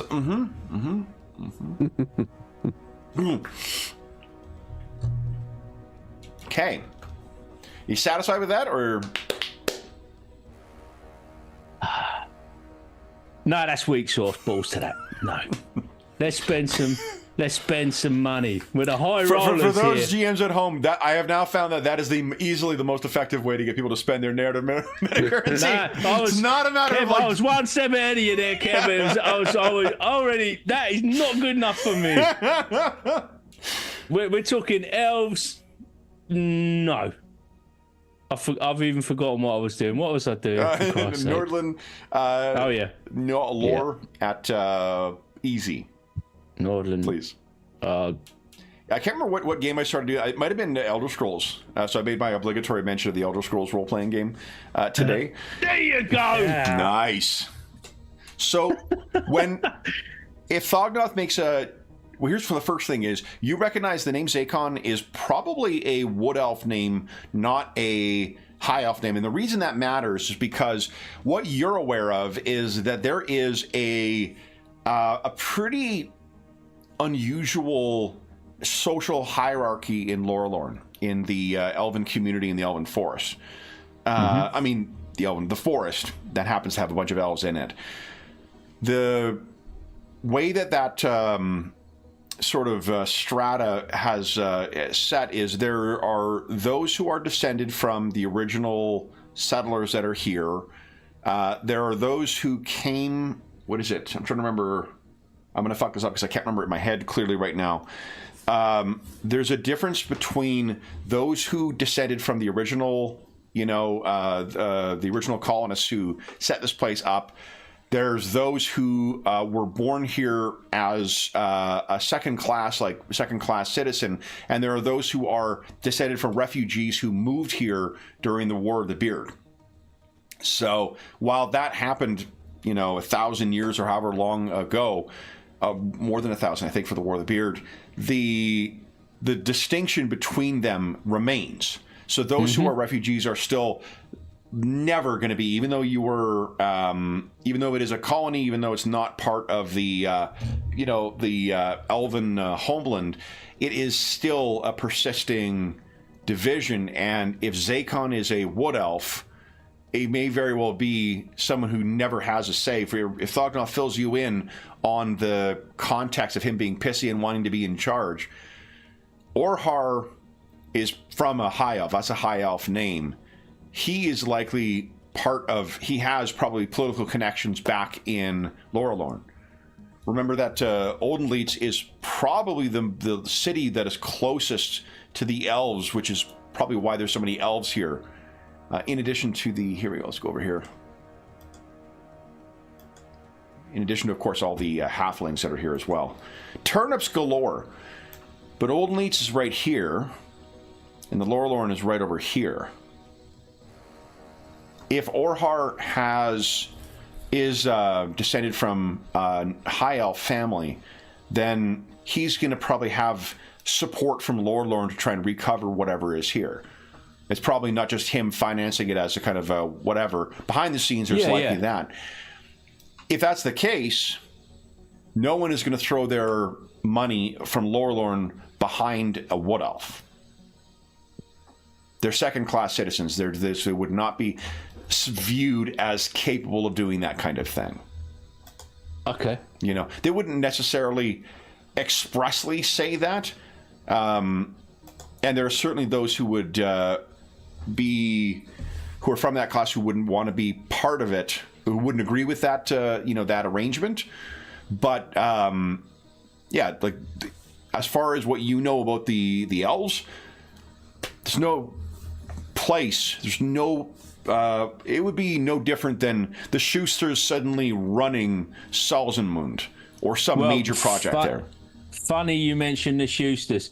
So I'm thinking now that this is excellent because Frederick can definitely do second class citizen. That would be an upgrade. Yeah. So I feel like second class citizen. Look who's putting on airs. I feel like I can identify with this guy. I feel like Frederick can identify with this guy and his potential frustrations. Oh yeah. Yeah. So Frederick, all of that stuff is what you would understand from the context of what Thognoth has told you. You're as you say, you're much more dialed into the particulars of Elven history and Elven society. Yeah, and I think at this point, Frederick kind of like ad-libs till fade, kind of mumbling about the possibilities, and he's kind of thinking out loud, and he's all well past the point of going to sleep. He's just he's stoked, and You could be right, Frederick. We should keep that firmly in mind. That it was my thought as well. It's why I asked Grozem about Zakon, whether that should be our next move to include him. Firmly in mind, Thognoth. I'll be headed that way as soon as the sun rises. I pat his shoulder and push the ale towards him. I understand. Yeah, I'm not arguing with you. Don't mind if I do. There you go. It would be nice to get back to Salzamund and check in with my superior and get rid of that box. I think it brings bad luck, or figure out what to do with that box. No question. That's still on our plate. Katerina, how can you be worrying about this box at a time like this? We keep getting sidetracked. But the Skaven are upon us. The Skaven are upon us, or the rat folk are upon us. The box. I'm thinking long term. Apocalypse. And in your wisdom, yes, you are. Yes, I understand that. But But we need to see Zakon. Zakon, he will have the answers. The elves are after something, and I believe. Oh, and did I tell you I found this? And he produces this warp stone from his from the sack of clearing up. They had this. This is warp stone. They were carrying warp stone. Their weapons are made of this stuff. I don't know what it does, but they keep it close, and I think it's got some kind of, I don't know, powers or something. What does it? In their what does weapons. it look like that you're showing us, Colin? What's it look And like? he shakes it out. It's these like stones of what is it? Greenish, glowing stuff, or Wood. Let's see here. Is it? You found this in a pouch on them? Did you, Frederick? yeah. They kept it close, and there was these vials, and and Frederick pulls out these vials. Look at this, and he gives it a little shake. There's these glass vials with this black stuff in it. You see Talther like. Go out and scoot back a little bit. Hold on, sorry, nearly dropped it. Are you holding it with your hands? Awesome. Katerina, Yeah. would you give us an average cool test, please?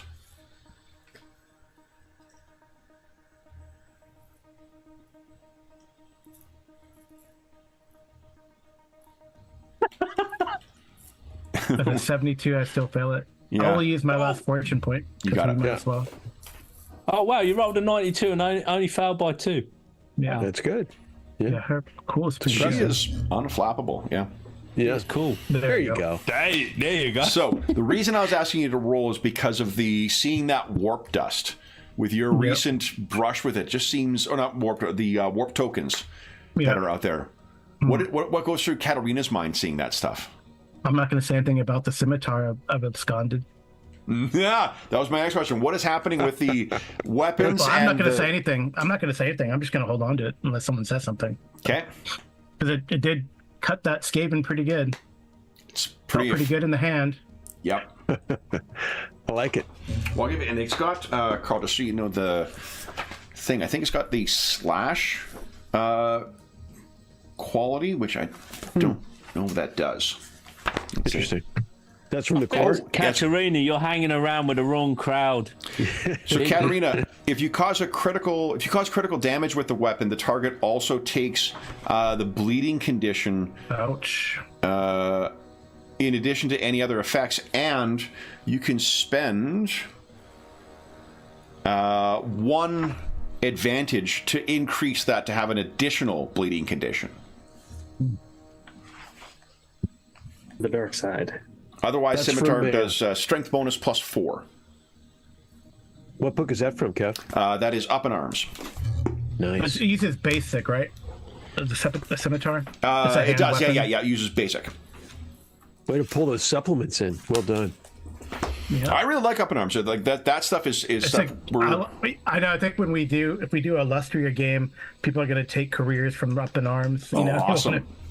Nice. Yeah. Yeah, that's great. That Lustria book's really good. I'm waiting for what is coming. Oh, it's just the redacted records too. And so I'm waiting for. I think the next thing that's going to arrive anytime now is Ulfenkarn, the setting supplement for Soulbound. Oh wow! Yeah, which is awesome because I really Colin and Darren and Graham played that over the holidays. Yeah, I love that game. That was great, man. Yeah, it was I a like lot of fun. Soulbound. It just we It was bounced so off it. smooth. Yeah, we bounced off it because it was during COVID, and my home group just doesn't like half of them don't like playing online. Yeah, fair enough. All right. Grozum offered Alwyn. He offered to look after Astrid, but it looks like Astrid's making a rebound quicker than we expected. But he did offer if we needed to leave Astrid somewhere temporarily, he said he would look after, just to let you know. See, look over. Astrid's there. Tail. At the sound of her name. I'll give her a ruffle of the head, and she's tougher than she looks. She is. Blimey, I thought she was on her last knockings. Yeah, she's playing dead. She's Good to She's a hear. canny one. Much like you, Alwyn, eh? Much like her old master. Just like you, Alwyn, right? Yeah. Yeah. Yeah. Holding his side. Oh, yeah. But I think he will. He'll take this opportunity to ask Fognoff. But Fognoff, when you spoke to Grozim, did he mention what they'd found under the town that's like brought the attention of these Skaven? Has he found something valuable? I don't think so. I asked him. Looking for something valuable. Yeah, well, no question that this Feelbad and Underheart are not paying all that money for nothing. They're looking for something. I asked him if he knows specifically what it might be, and he said he did not. So I don't think he's come across anything at this point. And I also told him that, he'd originally offered to introduce us to Underheart at one point in the dinner, and I told him that that sounds like a bad idea to me at this time, even for his sake, because part of what they're paying him for is discretion. And so if he goes about introducing us, they may feel like that's a violation of the contract. So I don't want to put him at risk, given that his castle has already been breached. So I told him we wouldn't be holding him to that offer, wouldn't go that direction. So the other wizard does seem to be the obvious. It does. It's not, it's not a slam dunk that he's exactly what we're looking for, but he seems a reasonable step for us. A piss pot, but you guys may not realize dwarves, huge basketball fans. Yeah. Yeah, it's true. Yeah. This is what I love about the Warhammer setting is like they're fine. There's a basketball version of Blood Bowl that dwarves play. There you go. Yeah, it's an obvious Blood Bowl reference. Is there one? No. Why not? There totally should be. There is Blood Bowl. It's called Dungeon Ball. Yeah. No, it's called like because the football is like looks like a little goblin. Yeah. Yeah. Oh, all right. Yeah. Yeah, the players played it at Carnival, and I think there's actually a board game of it. They created a board game. Blood Bowl is Blood Bowl definitely is. There's a mini. Yeah, Blood Bowl is, and there's a dungeon version of Blood Bowl, which is Dungeon Ball, Dungeon Bowl. But that must have been a really fucking lazy marketing meeting. Yeah. So guys, so what are we gonna call this version of Blood Bowl set in a dungeon? Dungeon Bowl? Yeah, done. Right. Great, that's lunch, everyone. Well done. Done, everyone. Yeah. Ka-ching. So do you think we should, what does everyone think about meeting with Zakron in the morning? Yeah, I think we should. I do think, Frederick, you were meandering about it at one point, that perhaps we should still meet. Maybe there's still value with the rat catcher to get their thoughts on the matter, since they're always kind of rubbing elbows with this kind. Yeah. I think so. Because maybe there's been an increase in activity or something like that. I feel like the rat catchers would be, well, they'd know what was what, and if there was increased activity with the rat population, I think that could point to something, and it could give us some additional information that perhaps we could take to Zakon to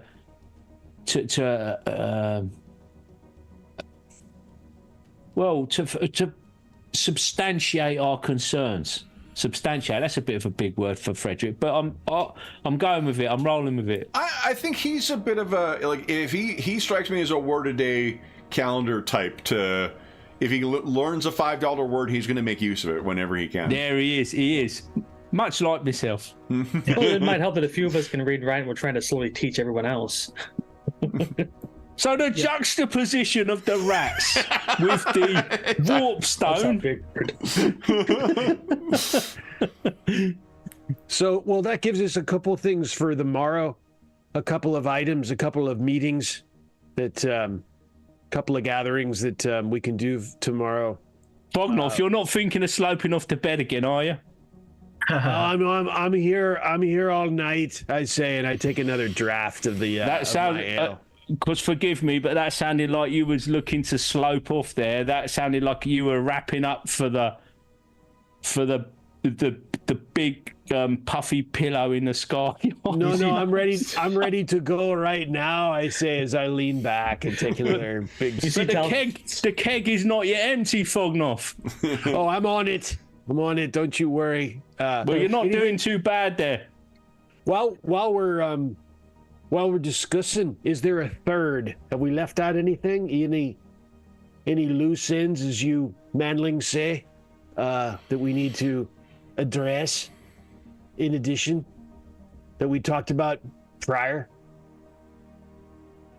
Are we good with our 2 errands? Well, we've got the box, but we could ask that wizard about the box, maybe. Yeah, I mean, that's a good thought. Halfier's of one mind with Katarina about getting back to the main city and letting people know what's going on, but he's not in that huge rush to go deal with that old man again. So he'll stick with you guys. Old man is in your order, out of character, John. As the guy I'm supposed to look after when I'm back, and hopefully getting a higher rank will free me of that duty. But Right. Gotcha. Katerina, we did talk of sending a messenger. Perhaps we could get word to your order. Nope. I mean, we could tell them we're on our way back. I mean, I'm sure they've heard already about what's going on. So as long as we don't lose track of the box, I mean, we should hold on to that. Well, this is the day after you guys arrived here, right? Yeah. So this is your second night in Olden Leeds, I think. So yes, we've been three or 4 days since the thing happened. Yeah, so it's only been a couple of days since then, which means that like word's only gonna, unless someone else has sent word ahead, a day ahead of you guys, then you're still relatively prompt in delivering this news. Okay. Yeah, because you guys we can't linger much longer. Is it worth getting word to your superiors and telling them that maybe drafting something to say that there's this box thing and we're maybe not entirely sure because we did say that we maybe don't want to take it to its destination, that we maybe don't want to bring it into the town with all the dead folk in the lake. Let me ask you guys, who was the original recipient for this package? It was that witch. The lady by the river. A river woman. River lady. Yeah. So if anyone is conspiracy minded, do you think it's wise to send correspondence I don't think it's a good idea. With a stranger along the river about the box?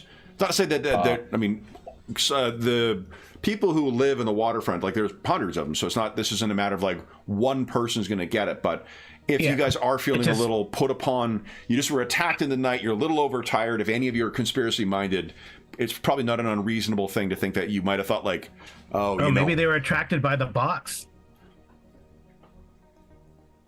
That's something to consider as well. Yeah, Frederick had not considered that. It was in Alwyn's room, though. Alwyn was attacked? No. I know. I'm just thinking about what we saw. Well, Katerina doesn't know, so like we were piecing these together. Attacked? Yeah, but I'm only when some Anchor Gavel here. So. Yeah, I was only attacked when I went into the corridor and saw him sniffing at Fognoff's room. But I do like the idea, I think, of Zach. I mean, I could be persuaded out of it, but no, we should talk to this guy, but I don't think we need to linger here. You know, we have to get back to the electric count. We have to get back to the Temple of Shalia, talk to the Sigmarites, probably talk to the Temple of Moor about that necromantic thing, and Mother Agatha. Mm-hmm. Yeah, we have quite a few things to do when we get back. It's true. But I think I do like the idea of mentioning the box to Zakon. It's a twofer. Yeah. If we trust him a bit, if we're willing to trust him a bit with one thing, maybe we trust him a bit with the other thing. Yeah. Right. Okay. Very good. So we have a plan for next session. Yeah. So then, XP, is it 100 or 150? Yeah. I don't know. You give us 100. Okay. So everyone gets 100 XP. Rogue Trader's 150. The other Warhammer. Which session are we on? 50 to 80 in I think this is session 15. Okay, I'm keeping track by sessions, so. I just put the date. But you don't you don't get it when you don't play though. Well, no. When I'm listing my sources, I'm saying this session. So got it. Okay. So I just put the date. Yeah, that makes sense. Yeah. All right. So then, for those listening at home, thank you so much for joining us for the latest chapter of our Salt, Silver, and Sin campaign. As is always the case, if you have any comments, questions, or concerns regarding the session, the campaign, or the game we're playing, please don't hesitate to leave a comment in the comment section down below, and I'll endeavor to reply in its timely fashion. I also remembered there was something I was going to say at the outset from it too. I've had a couple of comments from people who are trying to be helpful in correcting, lore or things like that. The one thing, the reason I've been removing those comments is I'm not blocking anybody on account of it, but the reason I'm removing the comments is because the Warhammer setting is such a complex. For one thing, it's got a huge history behind it. So some of us are coming in from different understandings of different times of the game. So our understandings of the lore is going to be different from whatever is canon or official. But more to the point, the setting is so complex that it's really easy to be daunted, and I felt this way when I first started running this game by getting stuff wrong. And honestly, we're going to be, over the course of this campaign, making mistakes in the lore, or I'll be changing things and not just expressly saying that. So I don't think it's helpful for we're not running lore videos here, so for the purpose of these things, I'm not really interested in hearing about corrections on specific lore. Also because sometimes they're wrong. We had a comment from someone about the Nekhara one, and the correction was wrong. So we do appreciate anybody who wants to interact with us, or comment in the sessions or whatnot. That's great. There are helpful ways to try and point stuff out, particularly with rules or whatever. But as far as lore is concerned, if I haven't heard from you before, and the first comment we see is just to try to correct us on what you perceive as something that's wrong on lore, I'm just going to remove it, because we want people to if anything else, we'd like other people to pick up and play the game, because we really enjoy it and we really enjoy the setting, and we don't want that to be a barrier for people to think that they need to have a certain threshold of understanding of the setting before they pick up and play this game. So just as a context, that's why certain of those comments are just being removed, because it's not the purpose of this campaign. We're playing a game in our version of the old world. We're not trying to run a lore video to tell you who the Electric Count was at whatever point in history, So it's no comment. I live in the old world, Kevin. I can tell you there's really unreliable narrators out there. Yeah, exactly. Well, that's the thing too. Is there's so much of that is contradictory, right? The lore is contradictory. Just canon lore is contradictory. And that's it. I wish it would be nice. This is implied by every role-playing game, but it would be really good that, like Traveller, if Warhammer said, make the setting how you want, just expressly, so you don't feel the need to go to wikis or to go to whatever else.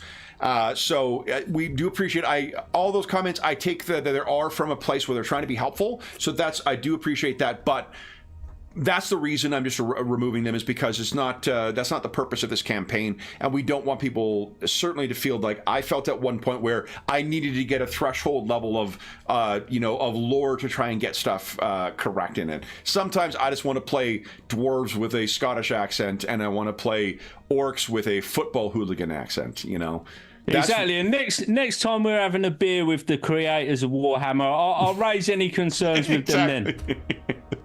Then I think the C7 folks will appreciate Sean's Irish accent for it too. Yeah. Well, I've met John Blanche, Andy Chambers. I don't think I ever met Rick Priestley. Jervis. I met Shay Webster used to work there. Jay Webster, yeah. They're only an hour and a half up the road. That's awesome. Yeah, nice. Yeah. So so anyway, and again, I'm sure that the comments that have been posted thus far were intended to try and be helpful, or to share a lore of the love of the lore. That's the reason I'm removing them, and it's also why I didn't block anyone for it. I'm not, there are people who post shitty things and they get blocked because we don't want you playing in our fucking sandbox. But yeah, so just so people understand that that's why that stuff is not there any longer.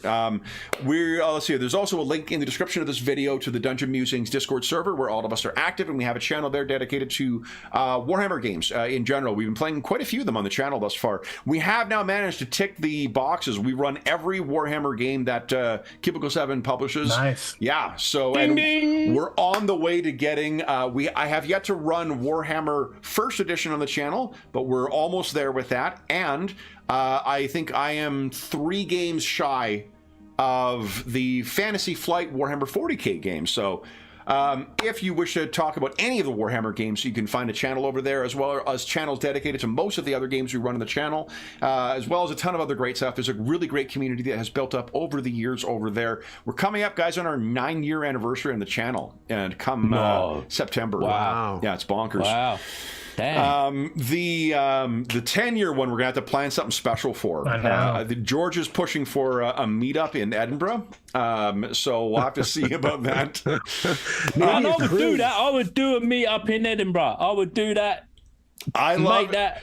I would do that. You know, I think the next. Scotland has a tie for places with players with the most connections on the roster. Between that, and I would even wear a kilt. There you go. Nice. I'd wear a kilt again. I love it. Yeah, we're planning next year with one of my home group friends to go up to Scotland. He wants to. None of his friends would want to go up to Scotland, so like Amy and I'll go. Oh yeah, I lived there for a year. I fucking love Scotland. It's yeah, we know a guy with the bed and breakfast. Oh, Edinburgh nice. 2025. And a guy with the house. Edinburgh 2025. There we go. All right. So then, in addition to the Dungeon Musings Discord server, there's a link in the description of the video to our friends at Noble Knight Games. Noble Knight Games is the preeminent unionized retailer of hard-to-find and out-of-print RPGs in North America. Not only do they have a great selection of new role-playing games, board games, and card games, they have an unmatched selection of hard-to-find and out-of-print RPGs, including a wide variety of Warhammer stuff. I filled my Warhammer Fantasy 2nd Edition collection from them, as well as a couple of the 40K ones too, for that matter. If they don't have in stock something in their extensive collection that is, or catalog that is listed there, ooh, look at that. There is, you can put it on a want list and they'll send you an email when it comes in. If you make a purchase of $10 or more through their website, be sure to enter the code MuserNight. All caps, all one word is in the description of the video. You'll save yourself 10% on your purchase. If you're listening to this after June 30th, 2024, come back to one of our more recent videos and you will find a listing there for what our current discount code is. We've been partnered with them for 2.5, 3 years now. Wow. So yeah, they're fantastic. And before that, I was a regular customer of theirs anyway. So there's also a link down below to something called Heroes Save Villages. That is the charity fundraising campaign we run on the channel. It benefits the SOS Children's Villages International Charity. It benefits over 80,000 orphaned and abandoned children in over 130 countries, and all donations that go through that link go directly to them. None of it comes to the channel or any other middleman. It just goes to help out the kids who benefit from their services. And as a small way of saying thank you, we have one more day, today and tomorrow, left. Well, so 24 hours left in voting on the 2 Star Wars charity sessions we'll be running on May 4th. May 4th, as is May the 4th be with you kind of thing. This year, we've actually managed to get our act together, and we have planned 2 sessions. And we've been asking donors to the Heroes Save Villages campaign who have donated $25 or more since January 1st to vote on the different components of that. And right now, voting is going on which game we'll be playing. We have 6 options that are listed there, and 4 of which have already received some votes. So if you have donated $25 or more since January 1st, head on over to the Charity Initiatives channel on the Dungeon Musings Discord server and cast your vote. That'll be ending tomorrow, tomorrow, Sunday at April 28th. And after that, we'll be running those 2 sessions on the 4th. And then if you've donated since January 1st, you will also have an opportunity to vote on the charity sessions we'll be running in the second half of the year. We're currently concluding the charity sessions for the donors from last year, including later this afternoon, we will be playing Shadowrun 6th edition for the first time on the channel. I love Shadowrun. Shadowrun is one of my absolute favorite games, so I'm really looking forward to playing that. And we have a couple other charity sessions left for the year, or for the first half of the year. But yeah, if you have made a donation, be sure to head on over, cast your vote for that, and then we'll be back. I might do something special for the May 4th as well, too, where the donors can actually select players to get extra narrative meta currencies or something like that. We'll see. We'll see whether the Force is with you or whether the dark side prevails. Oh yeah, they could also give me more stuff. Oh, guys. Things are going to be They very could donate some metachlorians or something, couldn't they? They could Exactly. channel metachlorians in your direction or something. Then, the last thing I will say is an enormous thank you to our stalwart, grim, and perilous heroes. It was awesome having everybody back together again. So, Yeah. Darren, Sean, Colin, Carl, and John, thank you so much for playing today, guys. This was a shit ton of fun. I finally got to try and... I didn't even kill anybody. Not even the dog with my Skaven. First time But you got to play with your Skaven, Kev. You got to play with your Skaven. I did get That's to play true, with my that's true. Skaven, and we left with a. We did have a persisting impact with Katarina taking her first step towards the corruption. So that is something. At least. Talking to the May the 4th, the dark side looms. And I'm totally glad to be back. So. Yeah, absolutely, John. It's great Yeah. seeing you back again. We'll be back in Olden Leech to see what our heroes find with this Wood Elf Wizard and the Ratcatcher in 2 weeks' time. But until then, we hope that we gave you a few hours to take your mind off the troubles of our world and think about the troubles that our grim and perilous heroes have been uncovering under the streets of Olden Leech. So until we see you again, stay safe, stay healthy, and happy gaming.